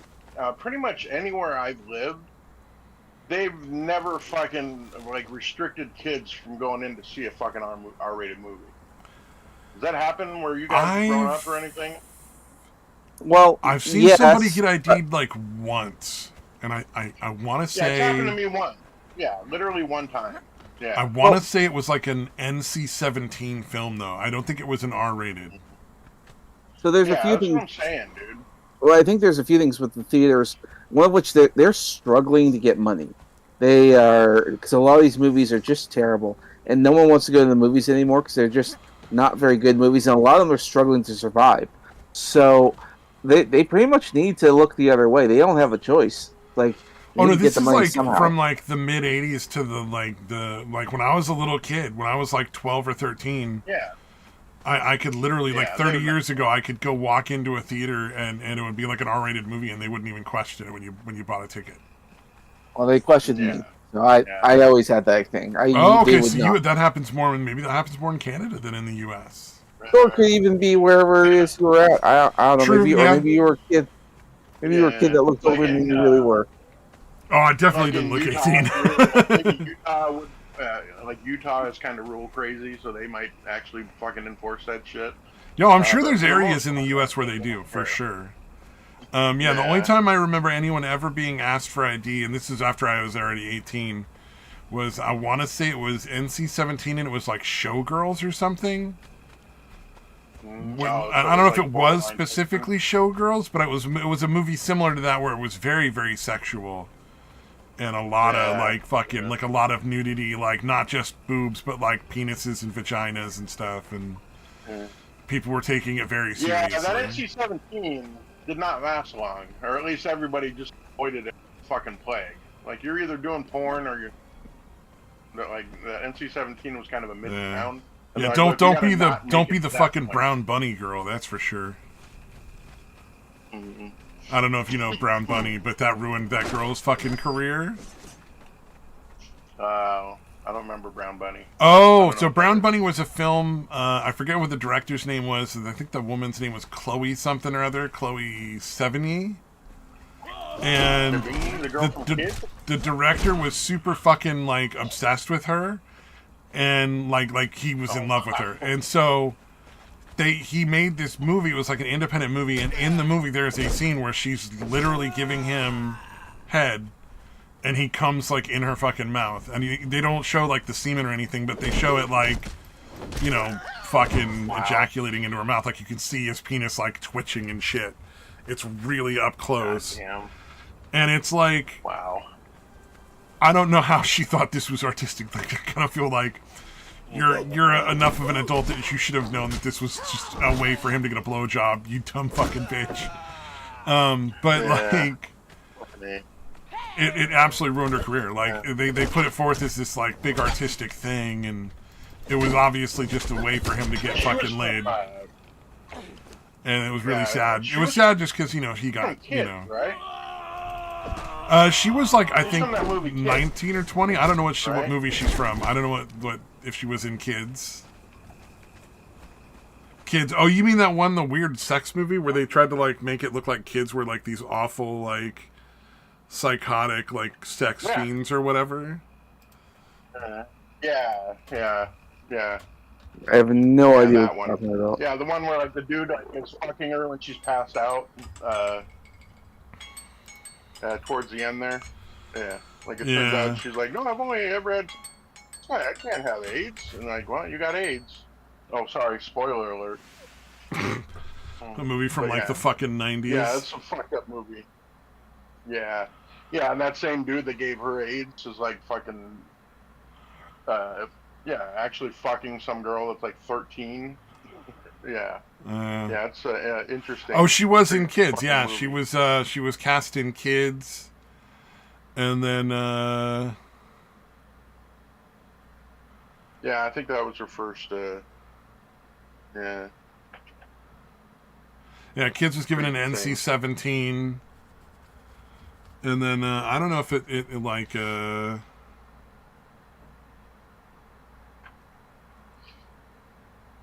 Yeah, I forget what it was, but she had like some success, and then in 2004 or 2003 she did Brown Bunny, and it kind of basically fucked the entire career up after that. Like she didn't really get much after that.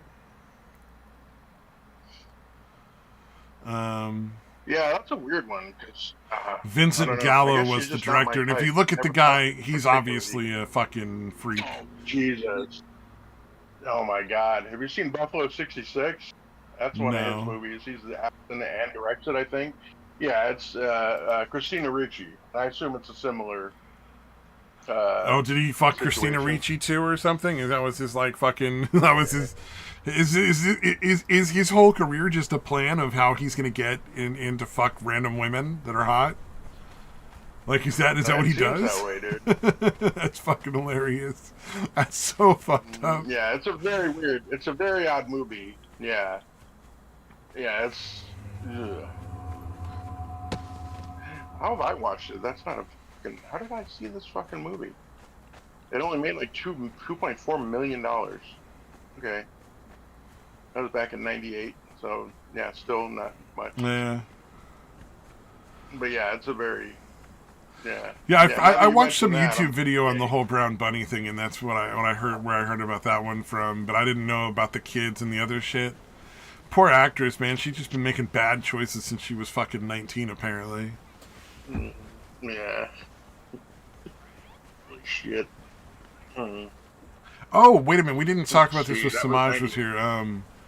here. You've heard that Google was ruled in courts to be a monopoly, right? Yeah, I heard about that. Yeah. I mean, obviously, there's no way to know what that means yet, but like, hopefully it's good. Hopefully it's good news. Yeah. You never know, really. Yeah, I heard about the whole monopoly thing, and I'll be curious to see how that plays out.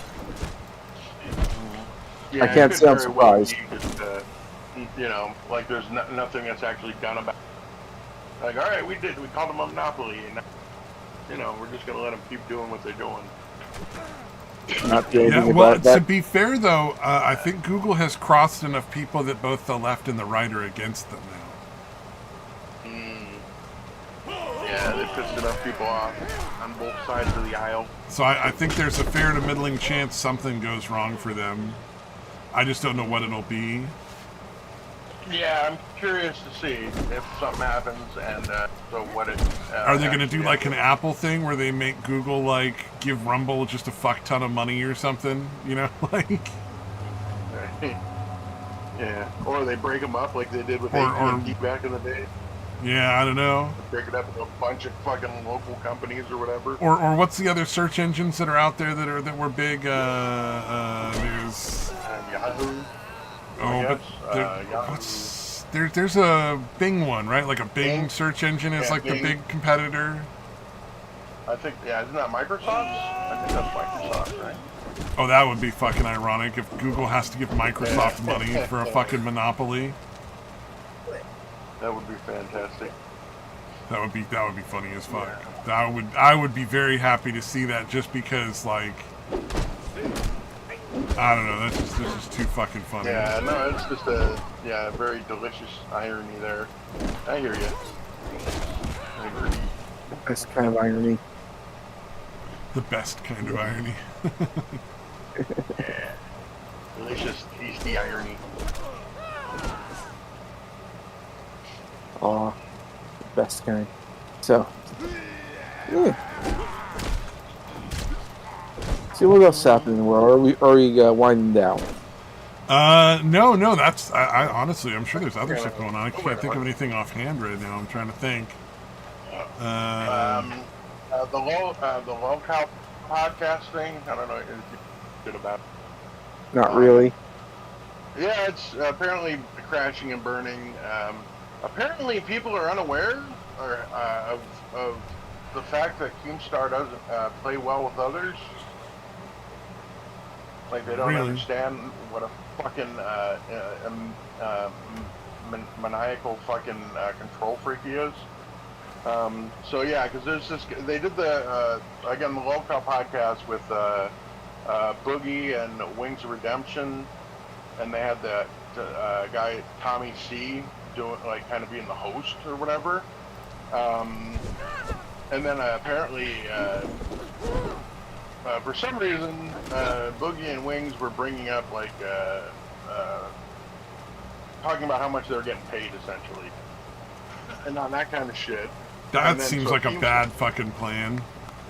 Well, Keemstar was like, all right, well, I'm gonna make you guys sign NDAs to not talk about all this shit. And then Tommy C, who had a podcast called Baited years ago, like he was involved with Keemstar with that. That obviously went. I gotta stop calling him Keemstar. Keem. So that obviously went south. So Tommy C since then has said, like, yeah, no, I figured this was going to happen eventually. And he's like, I'm surprised that it didn't take this long. He's like, I always knew this was how it was going to end. Like, and I know Keem was going to end up, you know, going all megalomania. But yeah, he's like, I'm not signing an NDA. What the fuck? So he fired him basically for that. And then claims that he's like, no, he wasn't doing his job. You should well. not be able to fire somebody for refusing to sign a fucking contract after the fact. You know what I mean? Like. Yeah. No, well, he's saying, he's claiming that it's because all he was doing was just sitting on stream and like vaping the whole. He wasn't even doing a good job. Yeah, and it's Keem. So basically, he would go through and be like, look, see, this person says it sucks. And then like Nicholas DeOrio is like, yeah, there's like fucking 10 times as many comments saying he's doing great, that everybody likes him. So he's like, yeah, Keem basically goes through and just finds the negative comments, which are not, you know, hardly any of them, and just completely ignores the overwhelming positive for the guy. See, I told you I was right. Like, yeah, like he's fucking, whatever his personality disorder is, it's a fucking pretty serious one. And it was funny because, like, Diorio, like, I guess they consider themselves friends, and Diorio was somehow unaware that friendship in Keemstar's mind is very different than in normal humans. Where it's very transactional, and he is absolutely keeping score. Because like Nick criticized him for the shit because he knew it was unfair of him to sign Tommy C. So like Keemstar takes it as like a personal attack on him that Nick's going to say he did something wrong. And he's literally like saying shit like, you're supposed to be my friend and you're like criticizing me and my brand and all that. And he's like, what the fuck are you talking about? I thought you did something fucked up here, so I'm saying I think this is fucked up. Yeah. How the fuck is that attacking you and attacking, you know, like he's a fucking insane lunatic, dude. So yeah, because yeah, I actually like Nick Diorio a lot. He seems to be a bit of a voice of reason and that kind of shit. But yeah, I was like, how did you not know this? Like about King, that he's a fucking scumbag. That it's not real friendship. It's literally he wants to ingratiate himself with you so that you will never criticize him. Yeah. Oh, that's weird. Yeah, it's fucking bizarre. Yeah, I couldn't find this shit though, because literally he called, because Keem got on because basically what had happened was all that stuff had gone down. Then the regular what do you call it? The regular local podcast happens, but then they do like a fucking Patreon or members only stream where he's talking shit about lyrics, talking shit about Nicholas Diorio and all that. So Nick was like, what the fuck? Has he heard about it? And then he went into listening, and he started actually broadcasting it and responding to what they were saying. He's like, he's talking shit about me. What the fuck is this? Behind a paywall? And like, yeah, Keem gave him shit about that, and he's like, yeah, no, I totally agree with you. It's totally fucked up to broadcast something that's behind a paywall like I'm doing, and I'm still doing it because this is actually shit that should be public information. Wow. And you're fucking hiding it behind a paywall. Like, you're talking about the same, you know, you're leaving all this out on the public stream and going behind a paywall to talk shit and talk about it. So that's why I'm doing this. And he's like, I also just think it's funny to do it. Which is not necessary, but it was pretty funny that he said it. But yeah, it's fucking nuts, man. And I don't see, like, cause at this point, like, it got a huge amount of, you know, the whole fake cancer thing with Boogie, like, they got a huge amount of fucking action for that. But it's not, I mean, Boogie and Wings and Keem are not all that interesting. outside of some, whatever controversy might be happening. So you're almost going to have to invent shit. You can hope that, crazy shit happens on a monthly basis, or you're gonna have to start fucking inventing shit. Oh yeah, you know what I mean? that whole genre is kind of like that though. Like those are one group of people that a lot of people know, but there's a fuck ton of people in that genre in general though. Yeah, and like Keem's trying to claim that he Super Boogie because he's like, dude, come on, you didn't fucking fire him. And, he didn't miss a single fucking show. You know what I mean? But yeah, no, you totally fired him. And yeah, now he's back as a guest. Yeah, so basically he never missed a show and he's still getting paid. So. Oh yeah. It's such fucking bullshit. And yeah, I was just surprised that people were unaware of what a scumbag Keem is. I thought that was fairly common knowledge. Really? That is, yeah. I don't know. That whole group of people is just kind of like, meh, whatever. I think the less you pay attention to them, the better, ultimately. Yeah. Because every set of eyes on them is just a benefit to them, whether it's, watching and saying, like, oh, these are terrible people or not. Yeah, it's like family channels, Yeah.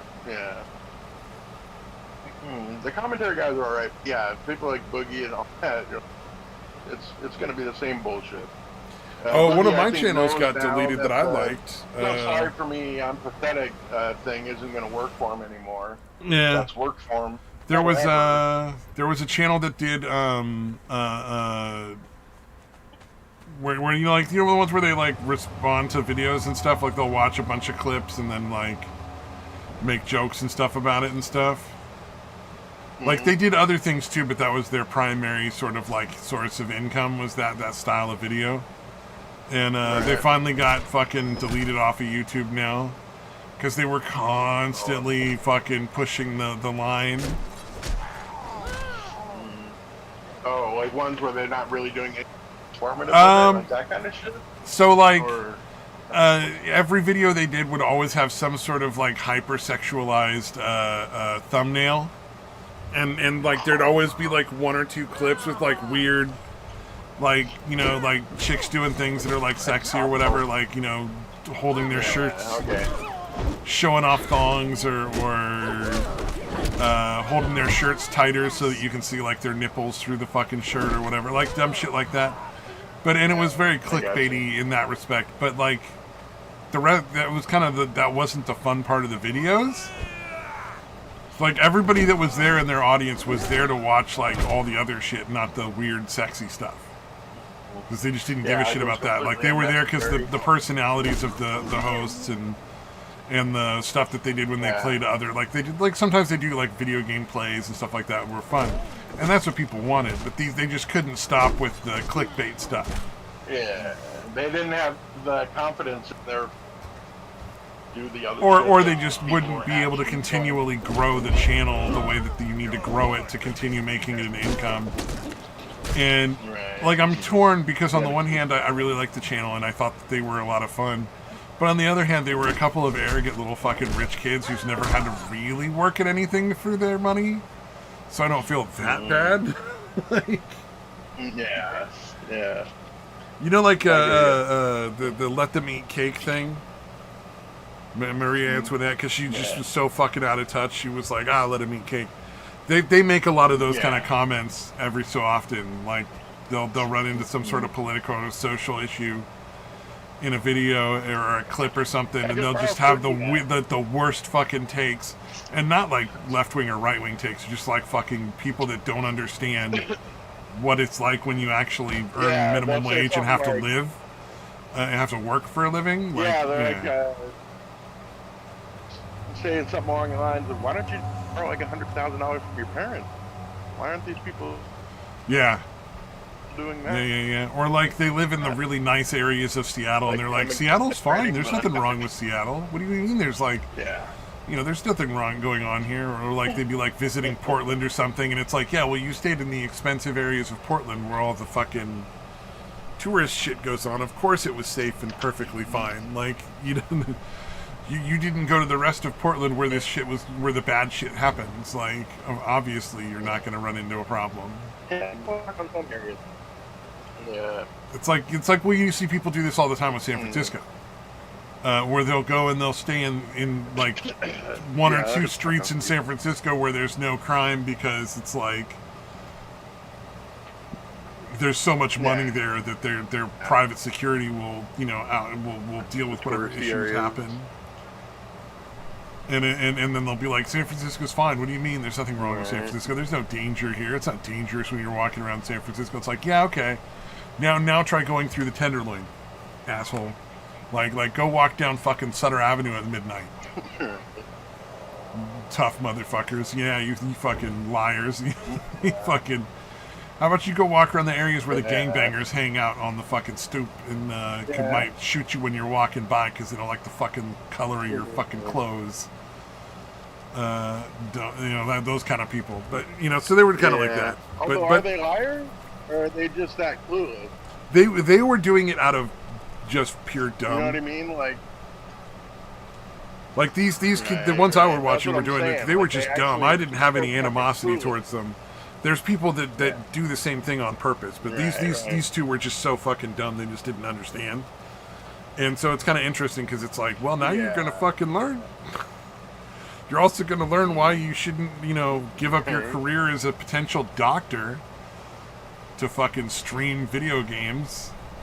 I'm wondering how long before they start making like OnlyFans content with his wife. Because they don't really have other skills. And now that the channel's gone, I think she has a Twitch channel, which might actually be enough to keep them going. I don't know what her audience is because I just don't fucking watch Twitch. So I don't know how big her audience is and like how much money that brings in or whatever. But man, it was both sad and fucking satisfying at the same time. It was like, you guys keep pushing the fucking envelope, and then eventually YouTube canceled you. Like, you knew it was going to happen. Yeah. You fucking should have. Jesus Christ. Yeah. There's no way there weren't people warning you, I would imagine. Like, hey, you might want to tone this down, because this will get you canceled. And they're like, nah. Well, and the funny thing was that was the part that their audience could have taken or left, like, wouldn't have cared. That was what made it so sad. Yeah. Yeah. Like they felt they had to do it, and they probably didn't. Yep.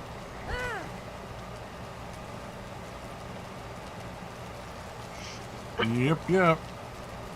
But and I think they're not the only ones though. I think there was a big push recently where they went after a lot of channels, if I'm not mistaken.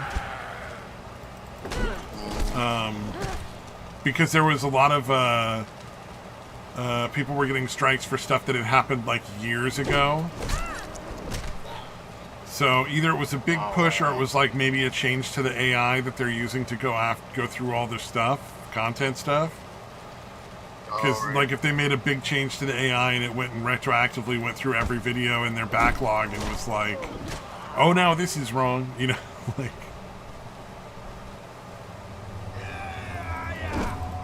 Yeah, didn't we get strikes and shit?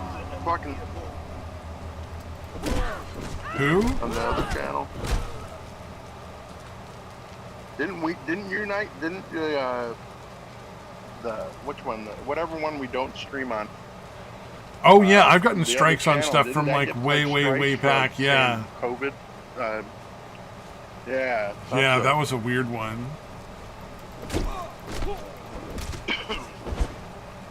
So yeah, I assume they're just getting ignored.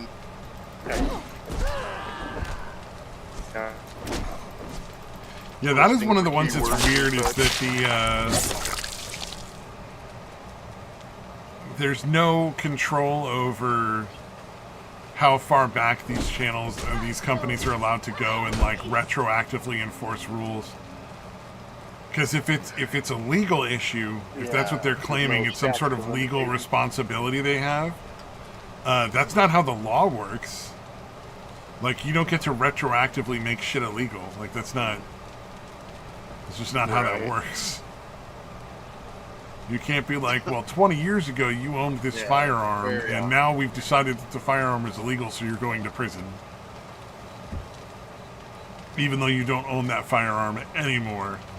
Like, yeah, and it was never illegal to own it the entire time you still fucking get arrested. Yeah, that's fucking nuts. yeah. Oh man, that is a trip. Let's see here. What else be going on? Oh, I saw the craziest story, and I was amazed that it didn't have more to it. Some guy left a mean comment on some tattoo freak, like TikTok or whatever. So the guy on TikTok traced back the guy's name and found like his Facebook, and found that his dad had just recently died of cancer, and got like a fucking goofy tattoo of his dad's face to make fun of him tattooed on his thigh. As a response to the comment. And I'm like, I really didn't like my father. Like, we did not get along. We were definitely not the loving father and son relationship. and I might still find that guy and cut that fucking tattoo off his leg if he did that shit. Like I'm just saying. Like I fucking like a mean comment on a fucking YouTube video, yeah.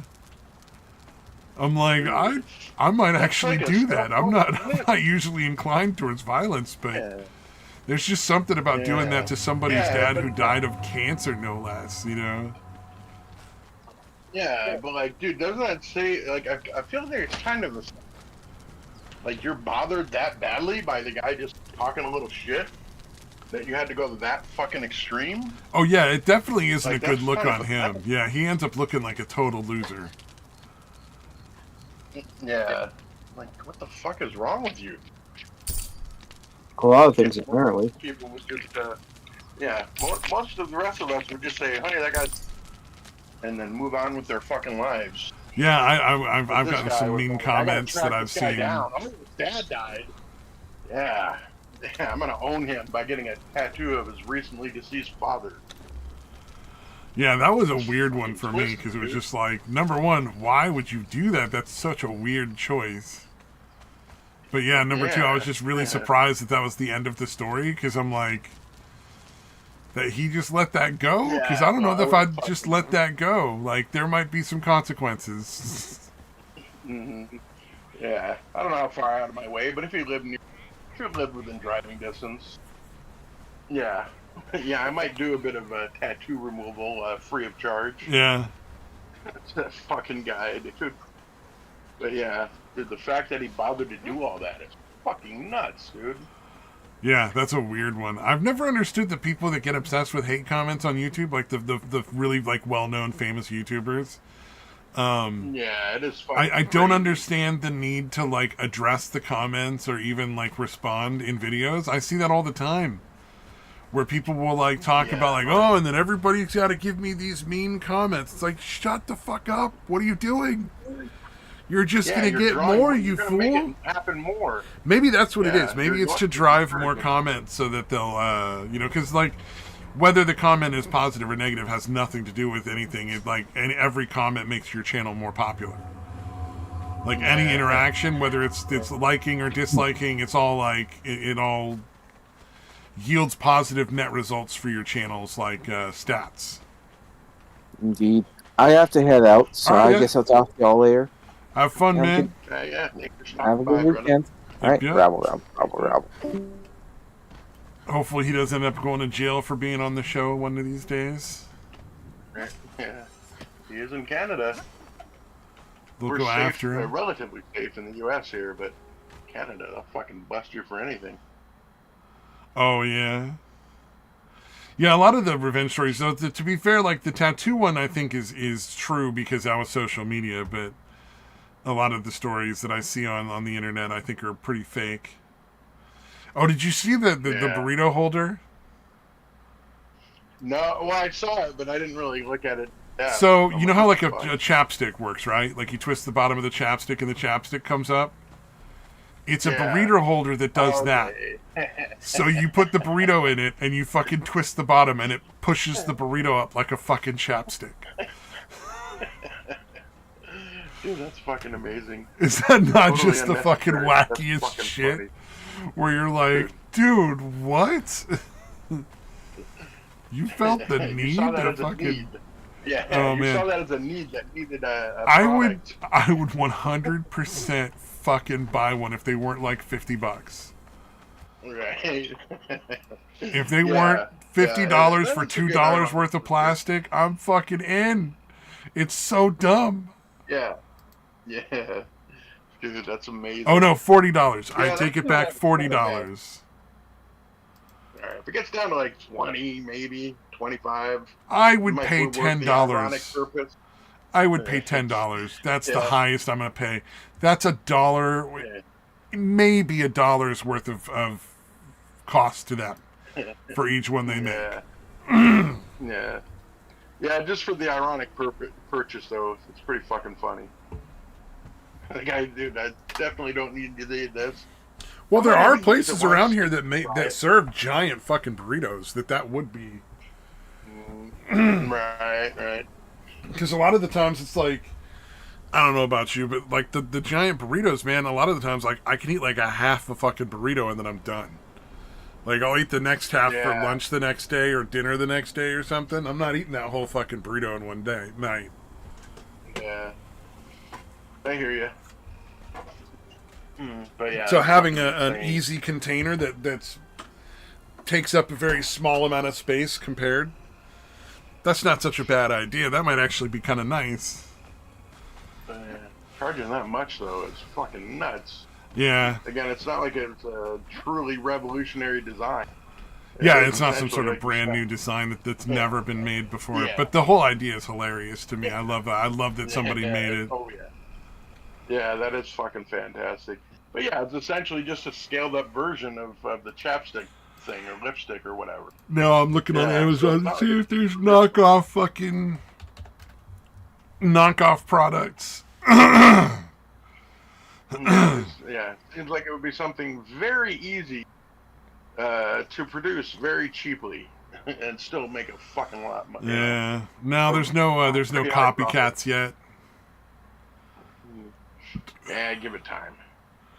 There's Burrito Buddy, which is like a silicone wrapper to put your burrito in that looks like a little like pocket for it. So you can, take your burrito on the go and eat it out of the Burrito Buddy, and it'll keep it warm for you as well as keep your hands clean.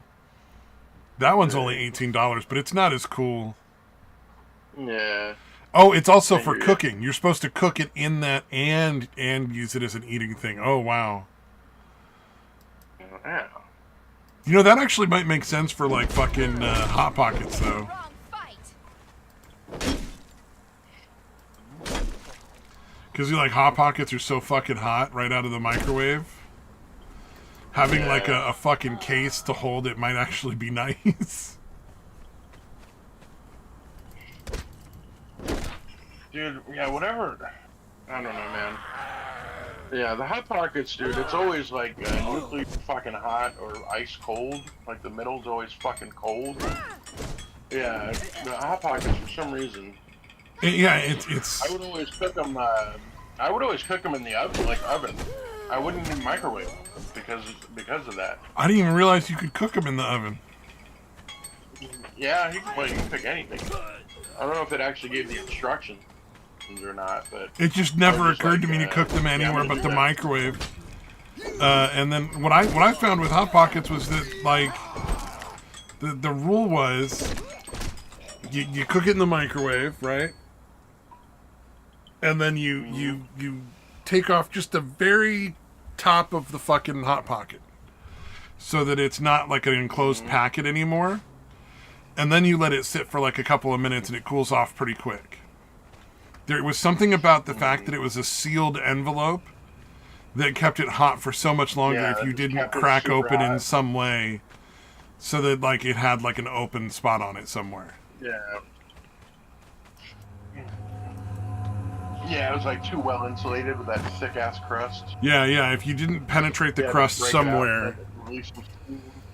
yeah, it just did not want to work right. Mhm.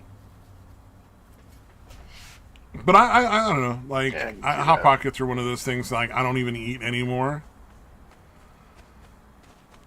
Like, I can't remember Yeah, the it was last never time I crazy, had though. one. Yeah, they were never that great, and at a certain point, it's like, I could afford better food.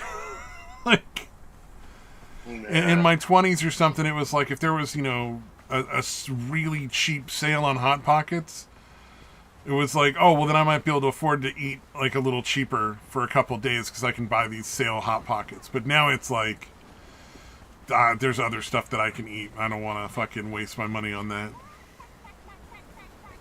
Yeah. I can make something better myself. Yep. Cheaper. I've been eating a lot of the mac and cheese. I think I talked about it last week. Yeah, I've been doing a lot of mac and cheese and then just mixing in shit.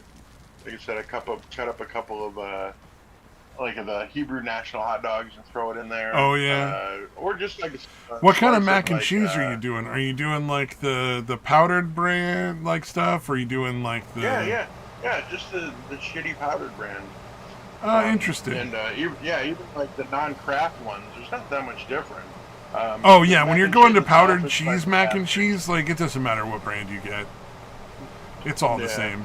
Yeah, and then what makes it actually decent is the shit you put in with it, or in my experience anyway. So yeah, I'll put it in. I'll either cut up like a Oh, see, we do the just like fancy a slice stuff. of ham and a slice of turkey. When we're not making Yeah, no, I can see that. That's really good. when Yeah. we're not making what do you call it? Like homemade mac and cheese, where it's like like actual cheese and like a cheese sauce or like but it's like real cheese Yeah, and so real like pasta. or whatever. Yeah, you bake it in the oven kind of thing. Well, Yeah, we're not making yeah. that. We do the shells and cheese, where it's got the little packet of like Yeah. soft cheese in it or whatever. hmm And recently I found out you can just buy big boxes of that cheese online. Oh, really? Like the cheese pouches like there. And so like I have like a whole bunch of them. So you can just use whatever pasta you want and just squeeze one of those in there. Nice. I gotta get my sister to start Yeah, eating it's mainly that. the shit that I mixed in with it. Yeah, literally just mixing in, like, again, whatever kind of meat or It's like ramen, and then adding little. Yeah, I'll have like either like crushed red pepper or just some ground cayenne pepper or something like that. Maybe some hot sauce. Yeah, it's the exact same So, thing yeah, as like it's- the it's 25-cent pack of put ramen. What makes the meal is what you Yeah. add to it. It's like it's a great base. Come, Shadow. As long as you're adding fun Yeah, stuff to it, it's yeah. it's good. Yeah, yeah. And you can put in a decent amount of, whatever meat or what's in Yeah. there. And it's still Whatever you meaty, got, but like it's, you got some mac and leftover cheese or chicken, you got whatever, some ham, you got some beef, you got some whatever you got. There's the hot dogs or fucking sausages. There's just a fuck ton of different Yeah. things you can Oh, add yeah, I on did that that make a it so lot. much better. Yeah. Sausage was the first thing I like the sausage patties, like the breakfast sausage patties. Oh, okay. I was doing that a thinking lot. like actual sausages, not the sausage patties. Yeah, But like that actually actual sounds meat like it'd be sausages. really good with craft dinner, honestly. Like the powdered mac and Yeah, cheese, no, it's like great. a breakfast sausage. Yeah, or even ground sausage is probably better. I mean, that's essentially what it is. You know what I mean? It's just pressed into little fucking discs or whatever. Oh, But yeah. it's essentially just ground sausage. I cook those up and then break them up into a bunch of pieces and throw it in there. That turns out pretty well. Yeah, or just regular deli meat, ham or fucking turkey or whatever works really well. Like I said, I just started using just cayenne pepper instead of like crushed red pepper or hot sauce, and that's pretty good. that's a nice. I really like cayenne pepper though too. So Oh, probably has cayenne a is lot one of to do those with things that's like, it's. I think people assume it's spicier than it is. Yeah, no, it's really tasty and not all that spicy. Like it's a great. I love the taste, dude. It's like jalapenos. Like they're pretty hot, but they just taste really fucking good. You know what Cayenne I is one of mean? those things I like to add just a little pinch of to a lot of things that my family doesn't know I put in there, Yeah, I gotcha. because it's Dude, sort it's of really like good sprinkled it's on like like salt and pepper like hot ones. in a lot of Right, respects, like right. salt and pepper, where it like it accentuates the flavor of the food as well as adding just a tiny little bit of spice. You know what I mean? Yeah, It's like yeah, it brings out the natural pot, like put it on some like meat or something. The meat tastes meatier. indeed. Yeah, cayenne pepper's fantastic for that. Yeah, Yeah. yeah. I remember I'd never really before when I worked in Flagstaff. There was a place, the food court, that made these fucking like really fucking amazing hot wings or whatever. And I had talked to I talked to him because I worked in the fucking mall up there, and I talked to the guy all the time. He's like, yeah, no, just this and this, and put the sauce on it and a little cayenne pepper on top. I'm like, oh, okay, cayenne pepper. I've heard of that. Like at that point, I never really used it, but then I'm like, oh yeah, this is the shit. That's fucking fantastic. So yeah, there's a restaurant called Dave's Hot Chicken. Have you ever heard of it? I I think think they're there's started in one down like California. near my house actually. Dude, it's actually pretty damn good, dude. I kept seeing a bunch of commercials for it, like on my fucking the games that I play and shit.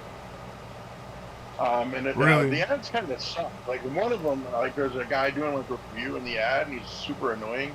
But like the food looked really good. I'm like, I wonder why I'm getting these. I've never heard of this place. Then I'm like, oh wait, maybe there are some here in Arizona now. I looked, I'm like, sure enough, yeah, there's a couple up in the Phoenix area and one down I'm in pretty Utah. sure there's one like Uh, right next to my house actually. Yeah, yeah. So yeah, the last time I went to we go to a doctor's appointment or whatever once a month. So me and the ex and her son have appointments now on the same day, so we just fucking carpool. And I was like, hey, I heard about this place. It's right down the road, like 2 blocks down. I'm like, you guys want to try it? I'm like, all right, yeah. And yeah, it turned out really fucking good. Oh, look The at those nice thing is, shakes like, are fucking it's good. They yeah, got the cinnamon top loaded toast shake. crunch, M&M, and Oreo shakes. That's fucking Yeah, hilarious. they do that. Let's Yeah, they see. top load it instead of like mixing it in or like a mixer or whatever. They just like, put it on the top, basically. Yeah, that's So pretty cool. 10-piece Dave's Bites, I white forgot to meat try chicken that. tender bites served with a slice of bread and size of Dave's sauce.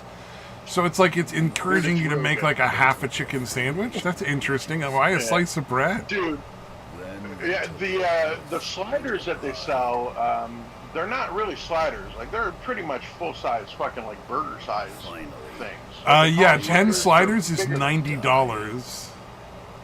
Yeah, it's a little pricey, dude. But What will you do? try it. Oh, I'm just assuming they're Oh, definitely the for full size burger because there's no way you'd be even in California you couldn't sell Yeah, like something an that actual tiny. slider That's- sized slider for like $90 for 10. No one would pay you for that. Yeah, yeah, and as far as the heat stuff, like I went with the hot because they have no place, which is interesting for a place called Dave's Hot Chicken. But anyways, you can go from anywhere from like no real spice, mild, medium, hot, extra hot, and then like reaper hot. I went with the hot, and that's pretty fucking hot. Like I don't think I'd bother with the extra hot or certainly not the reaper. So you can go, it says no spice to Reaper. So there's 1, 2, 3, 4, 5, Yeah. 6, 7 levels of spice. Yeah. And what's interesting just is you could get I wouldn't like fuck a with- 2 tender meal and have 1 tender be a different spice level than the other tender. Yeah. That's kinda Yeah, cool. Sounds right. It's like But super I wouldn't customizable. I wouldn't recommend going above hot. So there's 2 above the level I got it at. Again, the extra spicy or whatever the fuck it's called, extra hot, and then I know the last. But yeah, just hot was right on the edge of being too hot. It was like almost like it kind of gives where your lips kind of go, and like it takes a little bit into it before you realize, oh shit, this is hotter than I thought. So I wouldn't recommend going above hot, at least not the first time. But that was, dude, it's really good. It's really fucking tasty. I don't order a lot of. I don't eat a lot of fast food if I can avoid it. So I may try it. I don't know. I don't think they have a drive-thru. I think the only thing I can do is get it ordered, delivered to me, and I'm not real interested in that. All right, yeah, they should have takeout. That's fucking weird. But I don't like going into places, man. It's kind of a pain to find parking and then walk all the way in, and walk all the way out with my back. Yeah, I think these ones must have recently opened because it was not. We got there right at 10 o'clock too when they opened at like 10 a.m. Actually, we were there before because our appointments were done at like 9:40. What the fuck is with the sliced bread? So many of the options just come with a slice of fucking bread for no reason. Yeah. And I'm not like against it. I might order some. You know what? I might order some like sometime, like the next time I get fast food. Yeah, that's I what might was order thinking, some dude. Dave's, just try it out. Yeah, it was really good. I think I got the two sliders and fries or whatever meal. And yeah, that was pretty damn good. But like I said, the regular just hot level. So again, 2 down from the hottest one. I would goddamn hot. if I'm gonna order it, I'm gonna start at the lowest spice level. Like I'm not gonna go no spice, but I'm gonna go like the next one up. Just because, like, I don't want to fucking not be able to eat whatever I get. Like, I'll start there, and then that'll give me an idea of what their spice is like. And I can always get hotter the next time. Yeah. But I don't want to... Like a mild and a medium or something. Yeah, no, because, again, the hot one is, like I said, it's right on the edge. Well, but like your like tolerance for spice and my tolerance for spice are not necessarily related. Like I was getting might be different. I mean, maybe I can tolerate more. Maybe you can tolerate more. I have no fucking idea. Like, there's no way. The X-Men. Right. Yeah. So yeah, go with whatever's. But because I can always get spicier the next time I get it if I like it. Yeah. So I figure. Yeah. Get the lowest level of spice that's still spicy and not spicy, and then I can always upgrade from there. And KFC is so shitty, but there's also like So what do you call it? What's the Popeyes? fucking Popeye? No, not Popeyes. I'm trying to think of what's the place? It's like the Christian place. Oh, Church's Chicken. Not Church's. Fucking everyone got mad at him for a while. Chick-fil-A. There's always Chick-fil-A nearby. So like, if I want good chicken, like I always have that as an option, and so it's kind of hard to be like, I only want this one. Yeah. Although I haven't had Chick-fil-A in a really long time, but like my ex's son said he liked it Chick-fil-A. Oh yeah, Chick-fil-A really is so good. Chick-fil-A is really fucking good. Yeah. So yeah, he said he actually liked it better than Chick-fil-A. So yeah, like I said, I think it's worth a shot. And yeah, like I said, the ex she doesn't do anything remotely spicy. She got no spice at all, and she really liked it too. So yeah, it's just really good shit. Oh, I like spicy food. I'm a big fan of spicy food. Yeah, I figured. But yeah, I'd heard about it, and I looked up a thing about like the history of their thing, and like apparently like this just got started up back in 2017, and they were just doing it like as like late night street food, like in a Walmart parking lot in like East Hollywood.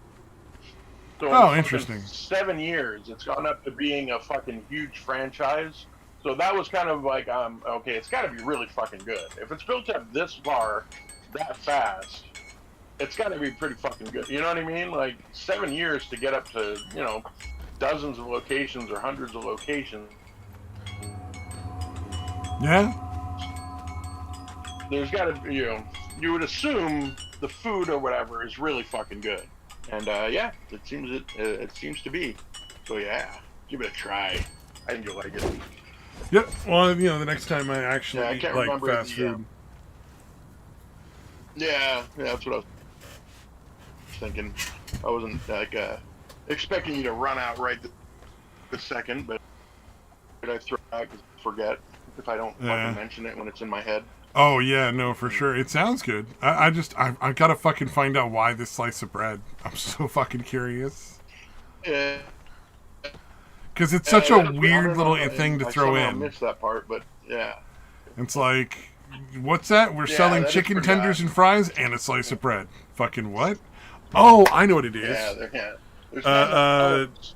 There's not Like a enough regular slice of white bread is one of the ways that you get rid of spice.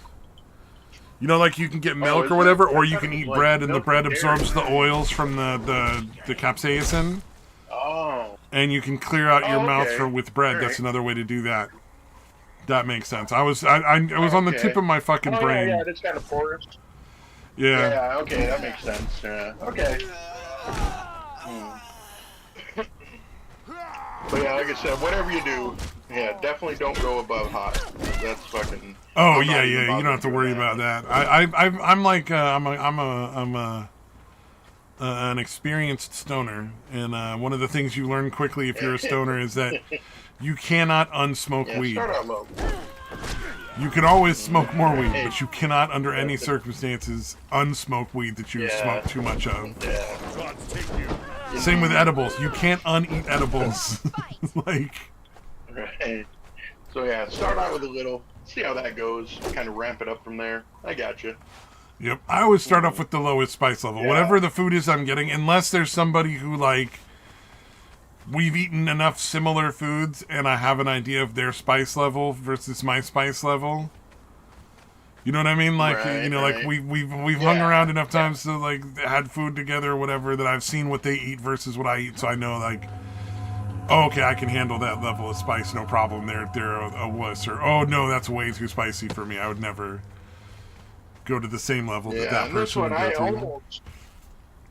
I almost went with the extra spice because I'm not all being all that spicy. So I almost always go with extra spicy when it's anything like Wendy's or anything. But on this one, I'm like, I'm gonna stick with hot. I'm gonna not go with the. Well, I mean, the restaurant the is extra called hot, Dave's Hot Chicken. Yeah. Like, if it's Yeah, that was literally one that named was kind Dave's Hot Chicken, that's a of the big big reason. indicator that you don't want to fuck around. Yeah, that was definitely my my thought process. I'm like, all right, if the hot is part of the appeal or part of the marketing, or yeah, I'm gonna stick with just the regular hot. See where that looks like, and yeah, luckily, like I said, extra hot would have been. It would probably have been okay, but it would have been like, yeah, not worth it. Yeah, the hot it was right there, dude. It was fucking perfect. For me anyway, it was right there to almost being too hot. You got the little lip burny, but there was no real discomfort. You know what I mean? Like when you eat something that's too hot, and it's really like, god damn, this fucking stuff. So this was just below that. Nice. Yeah, so they nailed it. As far as my hot meter, the hot level was right on there, right where I'd want it to be, right on the edge of discomfort.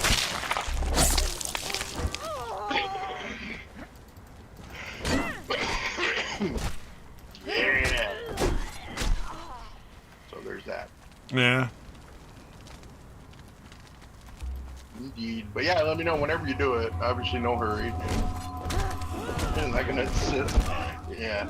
I'm gonna need a fucking 1,000 word essay by next Thursday's show about what you think of Dave's Hot Chicken.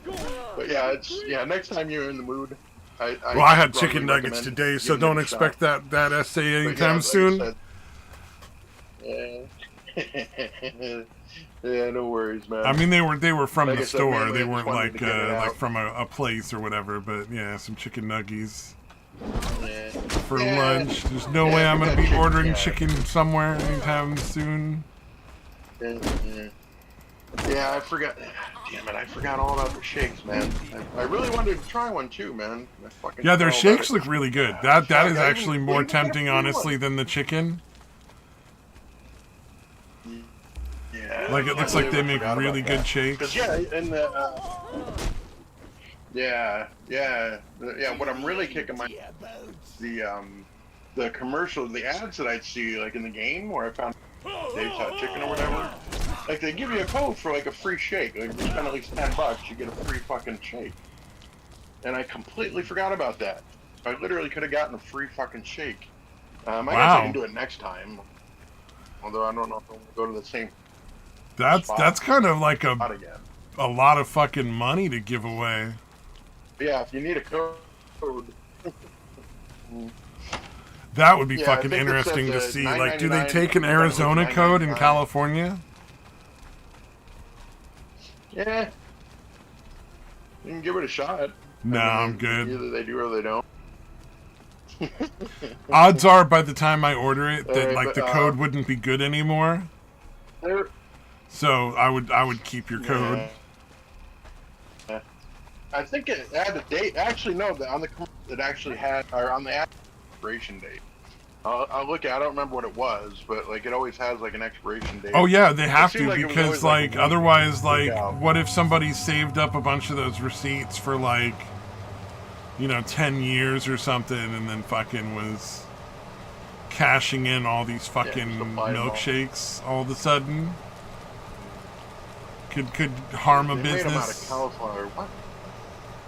They have the fake chicken made out of cauliflower. It looks like. Yeah, I saw that. They had the not Weird. chicken. Oh, they do have mac and cheese. I forgot about that. Yeah, kale slaw instead of coleslaw. It's kale slaw. I forgot about that too.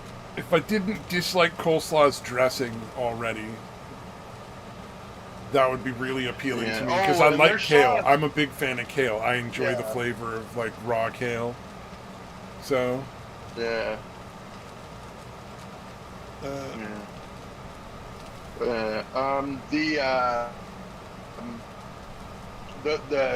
The sauce to me is very similar to it's very thinner, but it's like very 2000 Island. So I don't know okay. how you feel about that kind of I sauce. don't dislike Thousand Island, but it's Yeah, certainly that's not the on the top of my list. It was okay.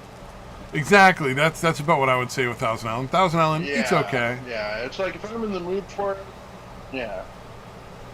Because isn't Yeah, Thousand Island if essentially I'm in just the mood for it, ketchup, it's kinda like when pickle I relish, and make, mayonnaise? like, Big Mac. Like I have no ketchup, idea pickle what it's relish, made and out of, mayonnaise. but 'Cause that's yeah, what we it's used to probably make. I pretty used to make that shit all the time for salad dressing where I worked when I was working in night shift at the programs Oh, and making gotcha. dinner. That was how they made Thousand Island dressing. Gotcha. Is you would have like Yeah. ketchup and Yeah, mayonnaise makes and sense. pickle relish, and I was like, "That's But yeah, it's one of gross." those things like Tastes yeah, good, like when though. I'm craving a Big Mac, it's usually I'm craving that more than the rest of the Big Mac. I'm more craving the sauce, special sauce or whatever, than the burger itself. Oh, there's supposed to be. Because I don't always feel like eating a Big Mac. There's You know what I supposed to be a sauce, like a burger sauce you can buy at Walmart that's Big Mac sauce in a bottle. Yeah. Oh, really? Where the consensus is that, yeah, no, this absolutely tastes exactly like fucking Big Mac sauce. It might as well be Big Mac sauce in a fucking bottle. Somebody in Walmart reverse engineered that shit and fucking... and you can buy it on their figured shelves out, now. Either go for the formula or did some kind of trial and error. And I don't know, because like I did well, I assume the... there's Thousand Island in it. I did the popcorn seasoning from Walmart when I was doing keto. Because you could buy this like ranch and cheddar and barbecue flavor, like all these different sort of like shakers of flavor powders. And Oh yeah, right. I wouldn't eat popcorn because I was on keto, but you can take and Right. Flavors warm of up. What do you call it? Fucking the pig skin where they fry it up so it's all crispy and pork rinds. pork rinds. Yeah. You could take and warm up like pork rinds and sprinkle that shit on there, and it was super fucking tasty. Yeah, so yeah. like, and so like those were good. So I'm gonna assume like the burger sauce is probably pretty good. I don't like McDonald's. I've never been a fan, so I've never craved the burger or craved the burger sauce. So I have no fucking idea if it tastes like the burger sauce because I don't Yeah, it's pretty rare. remember what the burger sauce tastes like. I haven't had McDonald's in easily 20 years, probably closer to 30. Mm. No, I did have it in my 20s one pretty rare. time. When I stayed in San Francisco at the Drug Hotel. Like the hotel where the next... It was like a cheap hotel. And well, maybe it was a motel. You know the one where you park right in front of the fucking room and then they're all like around the parking lot like that? Yeah. So it was one of those, and it was clearly one of those ones where they're like, yeah, you can rent it for a couple nights, but their bread and butter is people that come and rent it for the month. Right? Like that's because they can't afford to pay a rent on an apartment, but they're stuck renting like these fucking hotel rooms for whatever reason. And so like the next door neighbors were drug dealers when I stayed there for like 3 or 4 nights, because all night long they're just fucking people in and out all night long, and I'm like, I'm not calling the fucking cops. These walls are paper thin. They're gonna know I'm calling because I'm gonna have to talk. And there's bullet holes in the fucking wall in the door, and I'm not interested in dying tonight. So the fucking sell your drugs, I don't care. But I had to get food one night, and the closest place I can find without driving was like a McDonald's. And I didn't have time to like call up and have like a pizza delivered or some shit. Yeah, it's never. So I had to have McDonald's, and I was not happy. I had a fucking, yet again, a fucking raw fucking patty that wasn't like cooked properly. I don't know what my experience is, because a lot of other people have eaten McDonald's and they don't constantly get uncooked raw food. I don't know why I get it all the time. It's the fucking worst fucking luck in the world or what, but yeah. No, that's what I'm saying. Like it's an experience that I'm the only one that has, apparently. Like nobody else fucking ever gets it. I don't know why. Yeah, that's fucking crazy. But you can understand why I'm not a fan of McDonald's, right? Because like every time I fucking eat there, I end up either sick or like throwing food away. Oh yeah. Yeah. No, mine was Taco Bell was my thing. Like I got sick from Taco Bell like twice. I fucking love Taco Bell, but man, you can only eat that shit like once every 3 or 4 days. There was one time, maybe 5 or 6 years ago, where I had Taco Bell for lunch and then I also had it for dinner. Oh, I felt so shitty for like the next 3 weeks, like 3 days. Like it was so bad. I felt so gross for like 3 days afterwards. It was weird. Yeah. I think it must be like too much salt or something. I'm not sure, but it was gnarly. I used to love the Cholitos. They don't make. Oh, that was my favorite. Yeah, they don't make that shit anymore. I fucking hate it. There's a hack to make something else. Oh, what? I heard they have the stuff. If you ask for it, they usually keep the stuff on hand, and like most Taco Bells. Oh, if you still ask for the Cholito, like somebody can make you like a some sort of thing, and they'll call it like a bean burrito or something. Charge you a little bit for it. Yeah. Yeah. Apparently, like they have the stuff to make it, but not a lot of it because they don't really sell it as a main item. Ah, interesting. So you may want to ask. I've never asked, but forget about it. I remember shortly after they discontinued the Cholito, I managed to get Cholitos like 2 or 3 times.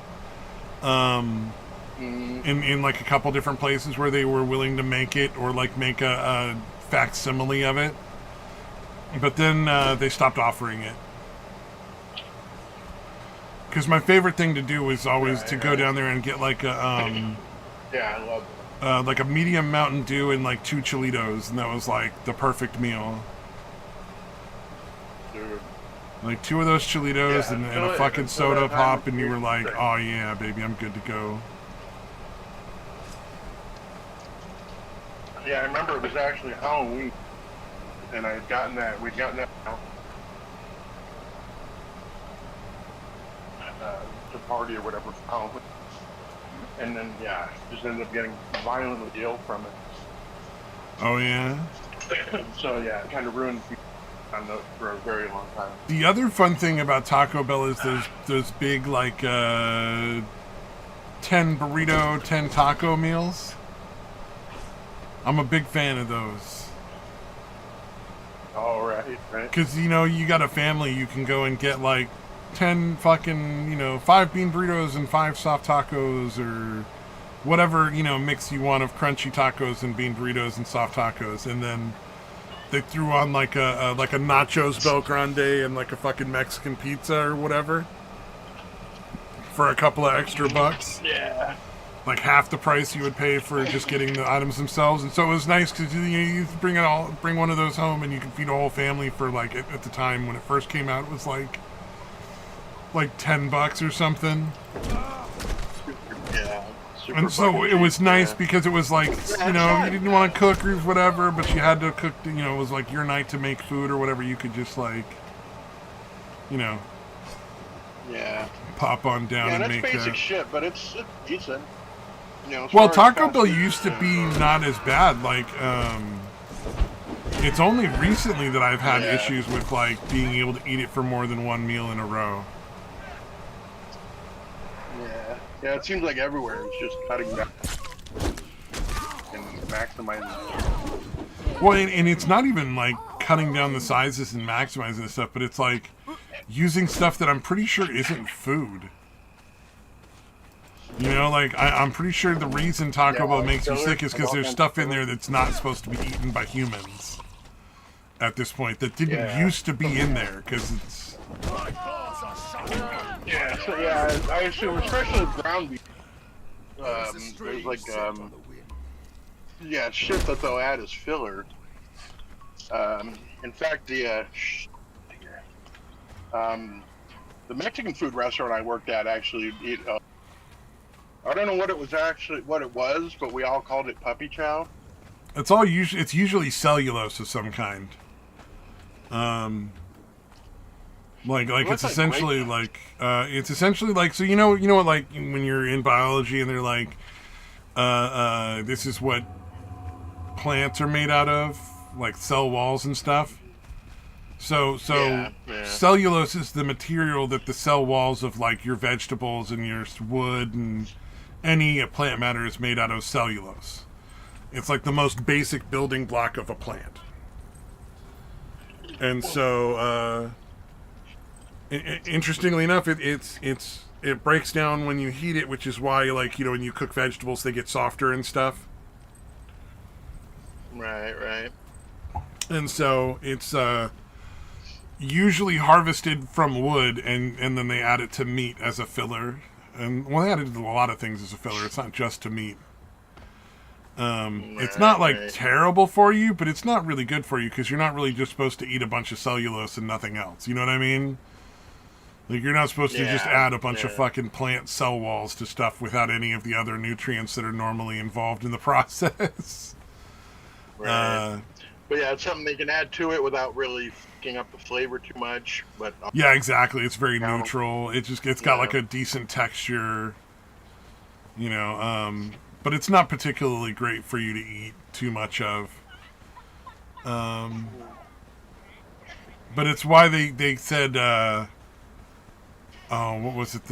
Where they used to say like that they added sawdust to fucking Taco Bell meat for a while. There was like a rumor about that when they started adding cellulose. Because it is harvested. It is a byproduct of like sawdust and shit like that. Like that pink shit that they put in pizza. Remember hearing about pink that? slime for the nuggies? Yeah. Well, that was at least all chicken. You know what I mean? It was like tendons Yeah. and ligaments and other connective tissues that you might not normally choose to eat. Yeah. But at Right. least it was all actual chicken. You know what I mean? Like that was not as Yeah. bad. Yeah, I mean, it that's what I looks liked about, fucking disgusting. Yeah. Yeah, that's why I like Chick-fil-A's. When I first, I'm like, wow, this is actually just chicken. It's not Yeah, a yeah, bunch of yeah, shit yeah. When that's you get like their ground up chicken and strips or their processed. chicken nuggets, it's literally just a chunk of chicken. Yeah, yeah. I was like, this is fantastic. It was funny. My son was so used to like the chicken nuggets from like McDonald's or Wendy's, Burger King, whatever. Like he was freaked out and like he didn't like the ones from Chick-fil-A. I'm like, you're fucking nuts, dude. These are fantastic. Like nowadays, he's finally come around on them. But yeah, at first he had eaten so much shitty fucking chicken nuggets that those actually tasted like off to him. Like Oh it was too wow. different. Fuck with his head somehow. Yeah, it was pretty funny. No, he said he's definitely come around since then and loves Chick-fil-A now. But yeah, Well, that's good. I mean, at least he's eating like better, healthier food now. yeah. Oh yeah, no, he's super eating healthy, which I guess I was for the most part of his age. Hopefully, he actually keeps it going for well into his 30s or whatever. Eating like good food as opposed to shitty food. Yeah, I definitely ate halfway decently until probably my I don't know, late 20s. Although I still ate a lot of fast food. Well, you know, especially when you're young, like, and you've just moved out for the first time or something, that fast food is something your parents would never get on a regular basis. So suddenly you have it all the time. You can have it as much as you want, as long as you can afford it. Yeah. So there's like a big fuck, and it's like super easy. You don't have to clean dishes. You don't have to clean up the fucking kitchen after you make it. So I get it. It tastes really good and it's super easy and you know you're saving yourself the trouble of all the cleanup and hassle and stuff like that. So it's very appealing when you're younger because you don't foresee the health negative sides of it, like the high cholesterol and the high sodium levels and stuff like that. Like salt's not bad for you, but you know, too much salt at a certain point does end up becoming an issue. It's one of the reasons why I was like, it tastes decent and it's cheap, and it can fill you up at a low price. well, fast food used to be that plus, yeah, though. if you're- It's not really especially if you're anymore though. single. You Yeah. can't really fill up super cheap yeah. on fast food anymore. Like you used to be able to get like when I was in my 20s, it was like you could get like 3 bean burritos for like $3 and still have change left over. And so for like $3, if you know maybe all you had left at your house to drink was water, but if you had $3, you had a pretty hefty fucking meal right there. Like 3 bean burritos was a real heavy meal. Like you might not even need to eat all 3 of them. You know what I mean? Like. Yeah. Well, I remember. Yeah, like when I was in high school, Taco Bell tacos. Since. Oh, you remember the 39-cent cheeseburger or 39-cent hamburger and 49-cent cheeseburgers you could get from McDonald's or Burger King or whatever it was? Yeah, absolutely.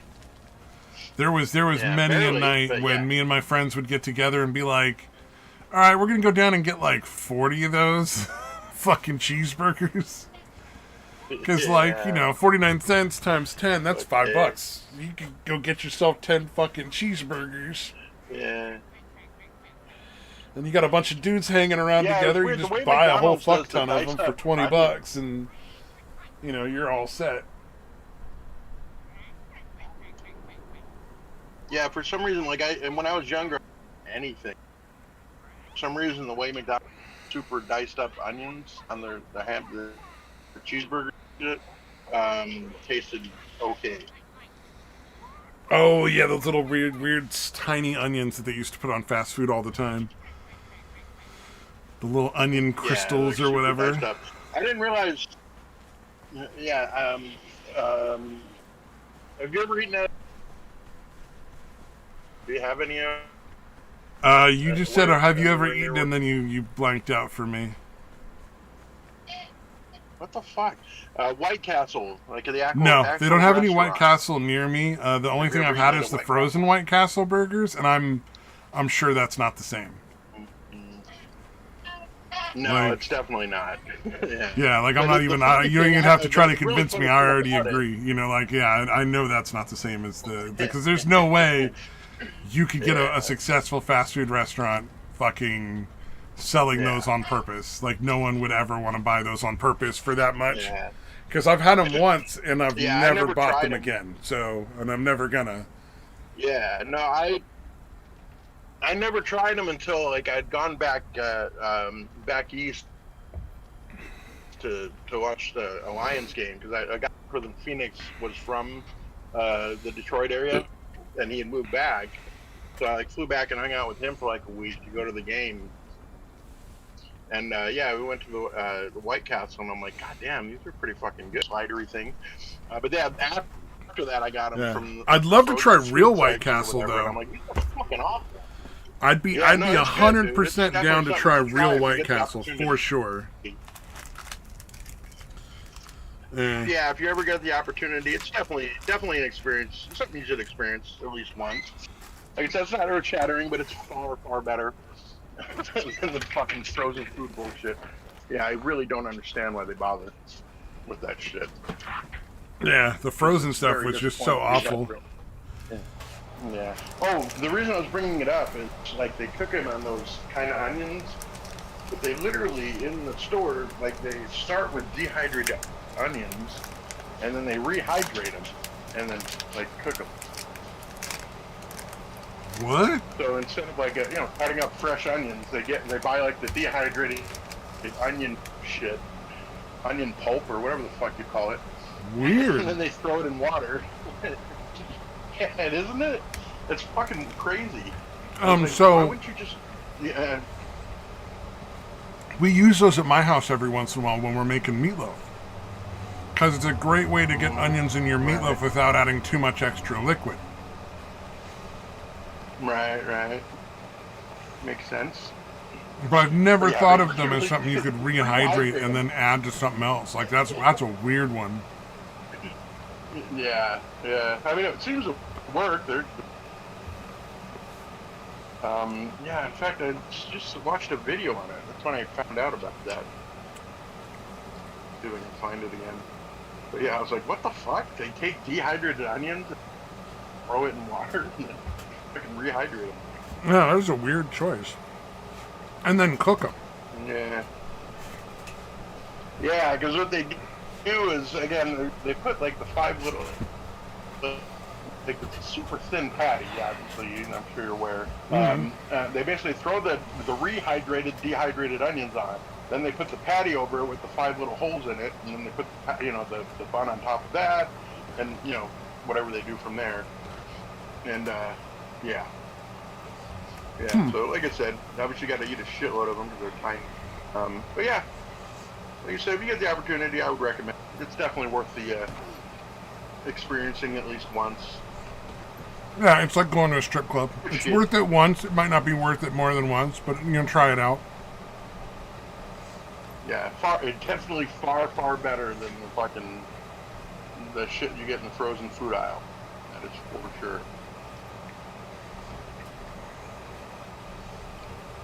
I posit that it would be But yeah, difficult not to be far better than the shit you get in the frozen food aisle. yeah. There's no way that would survive as a fucking restaurant if that's how they. Well, Costco used to sell them, and now Safeway has like their own store brand of them, of frozen cheeseburgers.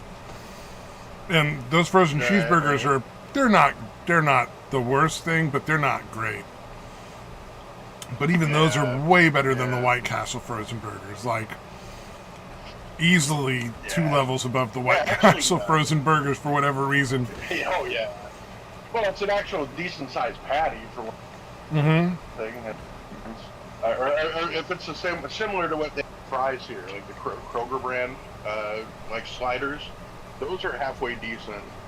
I got like they did like a Philly cheesesteak one, but that was not like there was hardly any meat, dude. Like I literally returned it. I'm like, this is like it's like all vegetables. Like there's like no meat here. Like, and I very rarely will return any kind of food like that. Like it was so egregious that I was like, I want my money back. Oh yeah, it's like because- like when I got those donuts where they were like, here's a dozen donuts, but they only gave me 9 in each box instead of fucking 12. Like if it had just been 12 shitty donuts in a box, I wouldn't have even called. I would have been like, all right, well, I probably won't fucking buy from this place again, but whatever. I did order a dozen donuts and get a dozen donuts. I guess that's what that's how that works. It's fucking weird, dude. But But yeah. yeah, so the sliders those frozen sliders, like the whatever grocery store chain brand, yeah, those are halfway. Yeah, Safeway although has their it's own not the store brand of like cheeseburgers and chicken sandwiches that are frozen. And Yeah, Costco used to sell like big fucking boxes of like 20 fucking frozen cheeseburgers. I forget what the brand was, but they were all right. They were good. Like if you wanted a quick, easy lunch, it was like throw a fucking cheeseburger in the microwave in its little fucking pouch, and 2 minutes later you got a decent burger. And I found that the thing that really made the difference, if you wanted it to be like not vile, was removing the cheese that it came with. So take the frozen cheese patty and just pull it all the way off because it's not melted onto it yet. It's really easy to pull off. Take that sucker off of there and put your own like cheese on after it's warmed up, and it was pretty good. Like it actually elevated it quite a bit. Yeah, interesting. I found that also because they had frozen breakfast sandwiches that they would sell, and that was like the Jimmy Dean ones. And I found that like the Jimmy Dean ones were good, but man, when you fucking took off that shitty frozen cheese and put on your own fresh American cheese out of a pouch, fresh being an ironic statement, it made it like 10 times better. It was like so much better, just that one little tiny thing. I never even thought of that, but yeah, that makes sense. And I think part of it is the fact that enough when you kind of melt stuff it for it. in the microwave, the cheese just sort of melts into nothing, and there's no flavor from it. Yeah, Whereas it's like if a you film like, layer of whereas if you Yeah. heat the thing up in the microwave like you would normally heat it up, and then put the cheese on afterwards, like a fresh, normal, like out of the fridge slice of American cheese, it's like, oh, I can get all the cheese flavor, and then it melts on there real easy while it's cooling off to the point where I can actually eat it. It's not too bad. Yeah, those are pretty good. You know what? I like. I assume you have QTs, the convenience store gas station place. where you're at, or QTs? No. Never heard of that. Yeah, it's just called Q. Well, it's just called QT. Yeah, it's like similar. Wait, to did a you say Circle K, QT 7-Eleven, or did you whatever. say 2T? QT. So QT, okay. Quick this. Now it's just kind of. Oh, maybe I do have those in here then. I thought you said 2 T's. Right. Oh no, QT. Like I said, I used to be Quick Trip, but I think now they're just QT. But yeah, it's like a gas station / convenience store. Quick Trip, like yeah. similar to We got Quick Trips around Quick here. Trip, yeah. Okay, yeah. Have you ever eaten any of the food from there? If I did, I'm sure I have, but I don't remember it. Oh, it says there are no locations near me. Never mind. I was thinking of Quick Stop. Oh no. That's We have a bunch of Quick Stops. Okay, yeah, no QT. Convenience QT, store like food the that I've stuff they sell. eaten. The only convenience store it's almost food that I've eaten is like universally 7-Eleven. I've Yeah, eaten or food from Circle K or 7-Eleven, Circle K, 76, and that's it. Yeah, they're awful. Yeah, they're fucking almost universal. Very bland. They suck. But yeah, the stuff you get from QT is actually deep. Yeah, it's weird. Well, yeah. The 7-Eleven and the Circle K 76s. It's like you're driving somewhere for whatever reason you don't have time to go anywhere else, and so it's like, yeah, I'm getting gas and I need a fucking sandwich, so I'm gonna eat the fucking sandwich out of the gas station thing where it's like a turkey sandwich or whatever. Like, you don't eat the egg salad because you're not fucking crazy. Yeah, you know, or the fish or something like that. You eat the fucking, like, the turkey or the ham, and that's all you eat. Like, you don't fuck around with anything else. But yeah, those are awful. But any QT sells. The Circle K 76 that I worked at, it actually had pretty good food. But it was like hot dogs are okay, but even they're not that. Oh, good. it didn't have any like hot prepared food because there was a Burger King in the same building. Oh, gotcha. So it's like basically like at a certain point in the building, like our coffee station was the end of our floor, and then after that was like the Burger King's floor, and like they just had the other half of the building, but it was like just wide open. There was no like door or barrier between the businesses. And and we had like a giant coffee bar and a whole lot of like pre-prepared foods that they brought in, like little danishes and donuts and sandwiches and wraps and stuff, like microwavable burritos that weren't frozen but were cold, and like breakfast stuff and stuff, because it was like the gas station was right on a major intersection between two highways. Gotcha. So there was a fuck ton of people that were like commuting or driving trucks or cops or whatever, sheriffs, highway patrol. We had a fuck ton of people that were just on the highway all the time that would come in and get food and like coffee and stuff there. So they had like a better class of food than your normal Circle K. And I've been to other Circle K's besides the one I worked at, and their food was like awful. But that particular one just had like a better class of food because they were like, no, we don't want to get a bad rep from the truckers or something like that. Right, or any regulars, you potentially come back and eat something from there again. Yeah, you just didn't want to you didn't want to run that risk because it was like, these guys are. They're gonna. We don't want to lose their business because they're over there. They're there every single day. But if you're on the road and you come across a QT, everything that happens is really good. Like, there's really no. I've heard a few different places are good, and then there was like one gas station in my area that had like a little one-off burrito place in it that was real nice. That was kind of cool. Yeah, but even their prepackaged shit at a QT is really good. Like they used to have, and I'm still kind of like, it's been several years now, and I'm still kind of pissed that they don't have them anymore. But they had these fucking ham and cheese breakfast sandwiches on pretzel roll, which were fucking amazing, dude. Like, it was kind of a mess because the cheese did get all melty and everywhere, but they were so fucking good, dude. Yeah, it's like one of my all-time favorite like breakfast sandwiches anywhere. And I would eat them constantly, and then all of a sudden they just stopped selling them. But they still have stuff like like a sausage croissant, sausage, egg, and cheese croissant, or biscuit breakfast shit. They do like a breakfast pizza and a normal individual slice of like pepperoni or pepperoni sausage or whatever. They used to make a. It was essentially like a quesadilla, but like a pizza. So it would be like mozzarella cheese, pepperoni, and fucking marinara sauce or whatever. I've made those. That's super cool. Dude, I do that every once in a while when we make like homemade pizzas. We got like leftover pizza toppings, but you don't have any more dough. And you got like the sauce and the cheese and everything, and it's like, well, I'll just make a fucking quesadilla out of it. It's pretty good.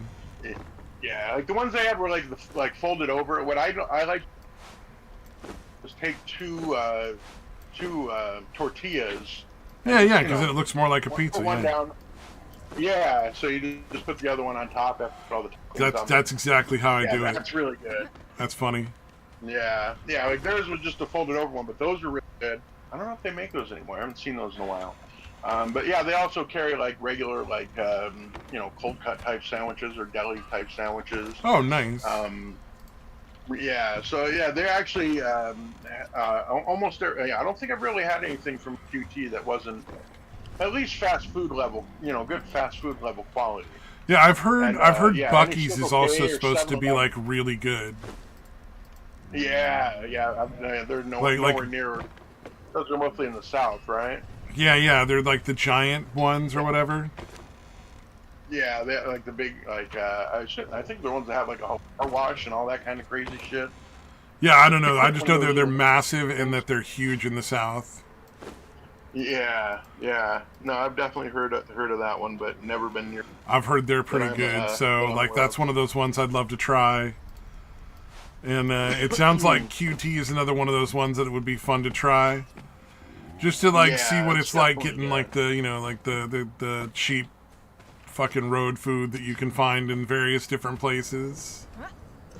Yeah, and again, compared to like, dude, the burgers you get for, like the whatever, like they're in a thick package or whatever. It's all the package like that, but like the regular cheeseburger at QT is actually pretty decent. And the ones you get from like Circle K or 7-Eleven, it's like almost tasteless. It's like they suck out the flavor somehow. Like, how can they have meat and a bun and all this, and it doesn't taste like anything? It's fucking weird. Which I never understood. I'm like, it can't be that much more to just get something that's decent, like that tastes halfway decent. So yeah, I never understood why you would bother selling anything that's that fucking shitty. They just don't give But a maybe shit. that's People will buy yeah. it They're because like, they you're have gonna no buy it. choice. Yeah. Like, you're not gonna go anywhere else. You're in a hurry. Buy this Exactly. shitty fucking hamburger. Exactly. Yeah. Fucked up way to do business, but I guess it's working for them. That's that. Well, that's like the new American way for a lot of businesses. Is like we don't have to have a good product. We just have to make sure you can't buy anything else. Like that, there's no other choices available, and then we can just charge you whatever we want. It's like there's no reason for food to be as expensive as it is right now. Yeah. Like there's no actual reason for it. It's just they just decided to raise the prices. It's like yeah. and because they all decided to do it together, everybody has to pay because they don't want to fucking die. It's like, well, when your other option is death, you'll fucking pay whatever they want you to pay. Like, what are they're like, for almost certainly we're gonna find out fucking years or decades from now that they literally colluded together and agreed on pricing for shit, right? Oh yeah, I mean, it kind of shit happens all the time. It's the other thing they like to do a lot is what do you call it? The wage fixing. Yeah. Like a lot of these fast food joints, that was one of the things that a lot of these fast food joints got really, really mad at places like In-N-Out. Because In-N-Out kind of fucked that up because they were like, no, we pay our people a really good wage because then they do good work and we make more money because people want to come back because the food is good and the service is great. Yeah. Yeah, that is kind of nice that there are still places that do that kind of shit. Yeah, and In-N-Out's pretty goddamn good. I'm a fan. I don't eat there a lot. Yeah, it's not the I don't eat there a lot either. It's it's kind of a pain in the ass to go there when you want to go because it's so fucking packed all the time. Yes, yeah. It's only at certain times of day it might not be, but yeah, for the most part, there's a long. I like Culver's. You have Culver's where you're at? Culver's restaurants? No, I don't think so. Oh, okay. That's a nice one. They make real shit. Too. They have cheese curds. They're so good. The fried cheese curds. It's the only fucking fast food restaurant I've ever found that sells like fried cheese curds. Oh, they make custard so ice cream good. and sell it, huh? Shit. Yeah, they call them like concrete mixers or something like that. Yeah, they'll do like mixer. Nah, shit, there's no restaurants near me. Mix stuff into it. Yeah, it sucks. Yeah, we're lucky to have one here. Right along the interstate, like just off the interstate, there's a spot about 7 or 8 miles down the road. on the southern end of town. Like I'm way on the yeah, where there's a bunch of those. There's a Culver's, there's an In-N-Out, what else? Oh, a Chick-fil-A. I don't know, some other ones. But anyways, yeah, it's anytime I find myself anywhere in that area to eat at Culver's or In-N-Out. Culver's isn't usually packed like In-N-Out is, so that's nice. Yeah, the only time I've ever been to an In-N-Out and it wasn't packed really was out in Oakland somewhere. It was like this one place in Oakland we found. Yeah, but most of the time, yeah, this one, it's the only one for, yeah, you'd have to get up to Phoenix or down to Tucson before you're finding another White Castle. So, yeah, it's pretty fucking busy. But, yeah, if you're another one, if you're fucking Culver's, it's definitely worth experiencing as well. Added some good shit. They do some weird items, too, like you don't normally see in fast food. Like a roast beef tenderloin sandwich or they have a Reuben. I guess Arby's has a Reuben too, but I'm not a big fan of Arby's. There's an Arby's near here, and it's pretty fucking mediocre. And then when you throw in the prices, it's like I can't imagine why anyone goes to Arby's. Yeah, that is weird because there is different quality of fucking Arby's. Like, you know what I mean? There's the one in my town. It's pretty decent. Well, that's why I specified the one near here. I said the one near here is pretty fucking mediocre. Like you. Yeah, and my town is usually the opposite. Like the all the Subways in my area are really good. Yeah. Which is weird because a lot of places I've heard other people talk about like bad Subway. And I'm like, what do you mean? They're so good. Yeah, no, I've always had decent Subway. Weird. Yeah, but yeah, no, I definitely, it's not to be. I think they've done quality here now that the town's actually grown. There's a lot more options. Oh, you know what I miss that I don't see anymore is, what was that toasted sandwich place? Quiznos. I really like that place. People bitch about that one too. Oh, really? I really like Quiznos. Yeah. I haven't seen them in forever. I don't think they're in my location anymore. But goddamn, were they good? They're like, yes, dude. Oh Jesus, the closest one is in fucking Richmond. Jesus Christ. Yeah, no, dude, they're not that good. They're really good. They're not driving like for a fucking hour to go to a fucking cross a fucking toll bridge and then fucking commute back an hour to get it. Yeah, they're not that good. Yeah, no. Did I ever tell you I ran into my fucking uncle at a fucking Quiznos?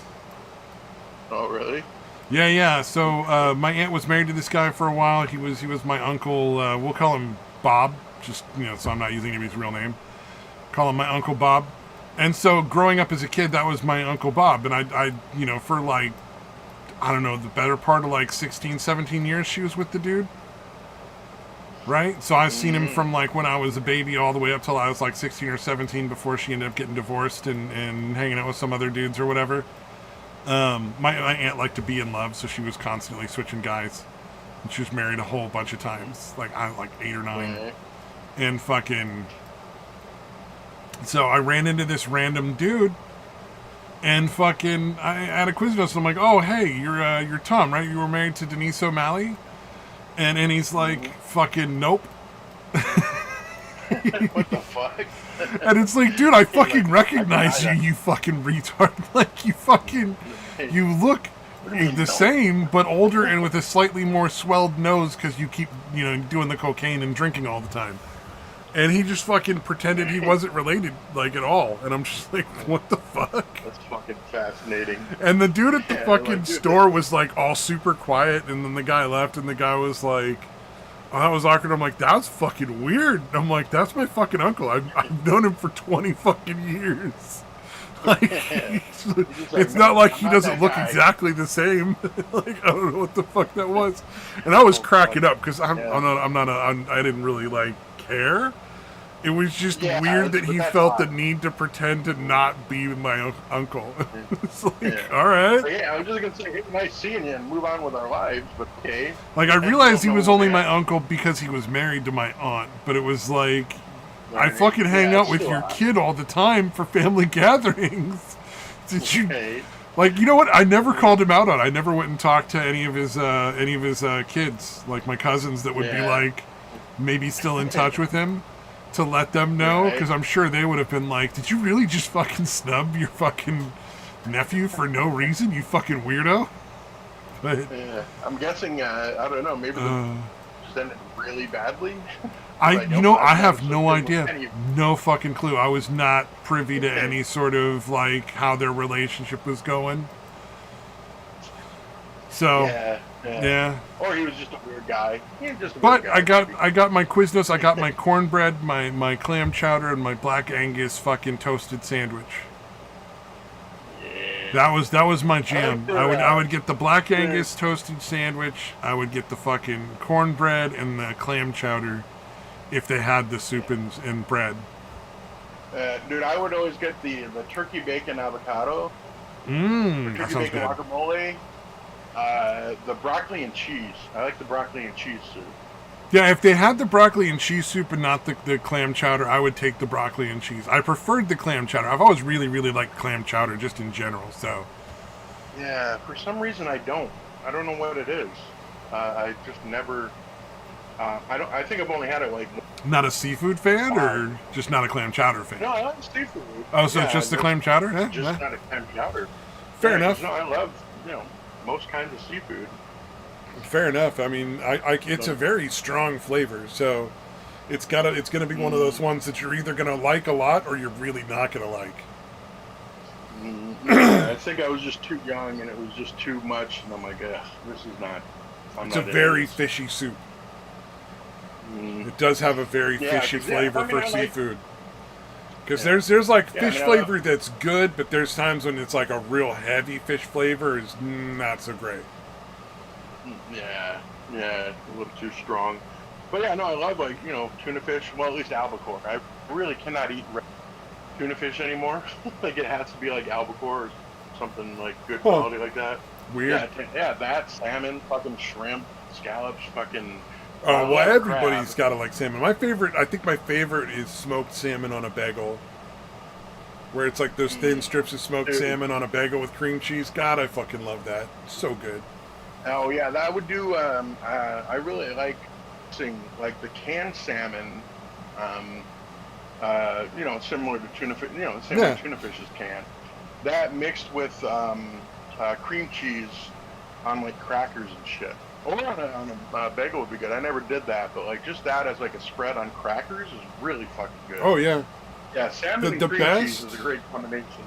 The best combination seafood that we have that I really enjoyed was you would take a block of cream cheese, you would take half a bottle of chili sauce, like that really cheap chili sauce that you get, like it's like Heinz or something, and then a half a bottle of the really cheap cocktail sauce. And you would blend that all up until it was like a really like sort of thin, thick pink, and you would add baby shrimp, the little itty bitty, the smallest shrimp, the ones that are like half the size of your fucking fingernail, and then you would add like a half a pound of those in there, or like a quarter pound of those in there for every block of cream cheese, and that was like a dip. You would put crackers in, you dip crackers in it. That was a big thing we had. It was some sort of thing from the 50s that my grandma on my father's side always made. And goddamn, that was tasty. It's like a little sweet, a little spicy, and then the Sounds shrimp good. flavor with the cream cheese. Good God, it was so good. So yeah, canned salmon and cream cheese, that sounds really fucking tasty. Like, I could see that being an excellent spread on a cracker. Or a bagel, obviously. Actually, I should. I really should like mix some shit with it. Like that's really good. But yeah, I could probably make it. Yeah, one of my favorite things to With do some for kind like of lunch stuff. is I'll take and get like a bagel, either like a plain bagel or something that's not like a cheese bagel or something, whatever I can find.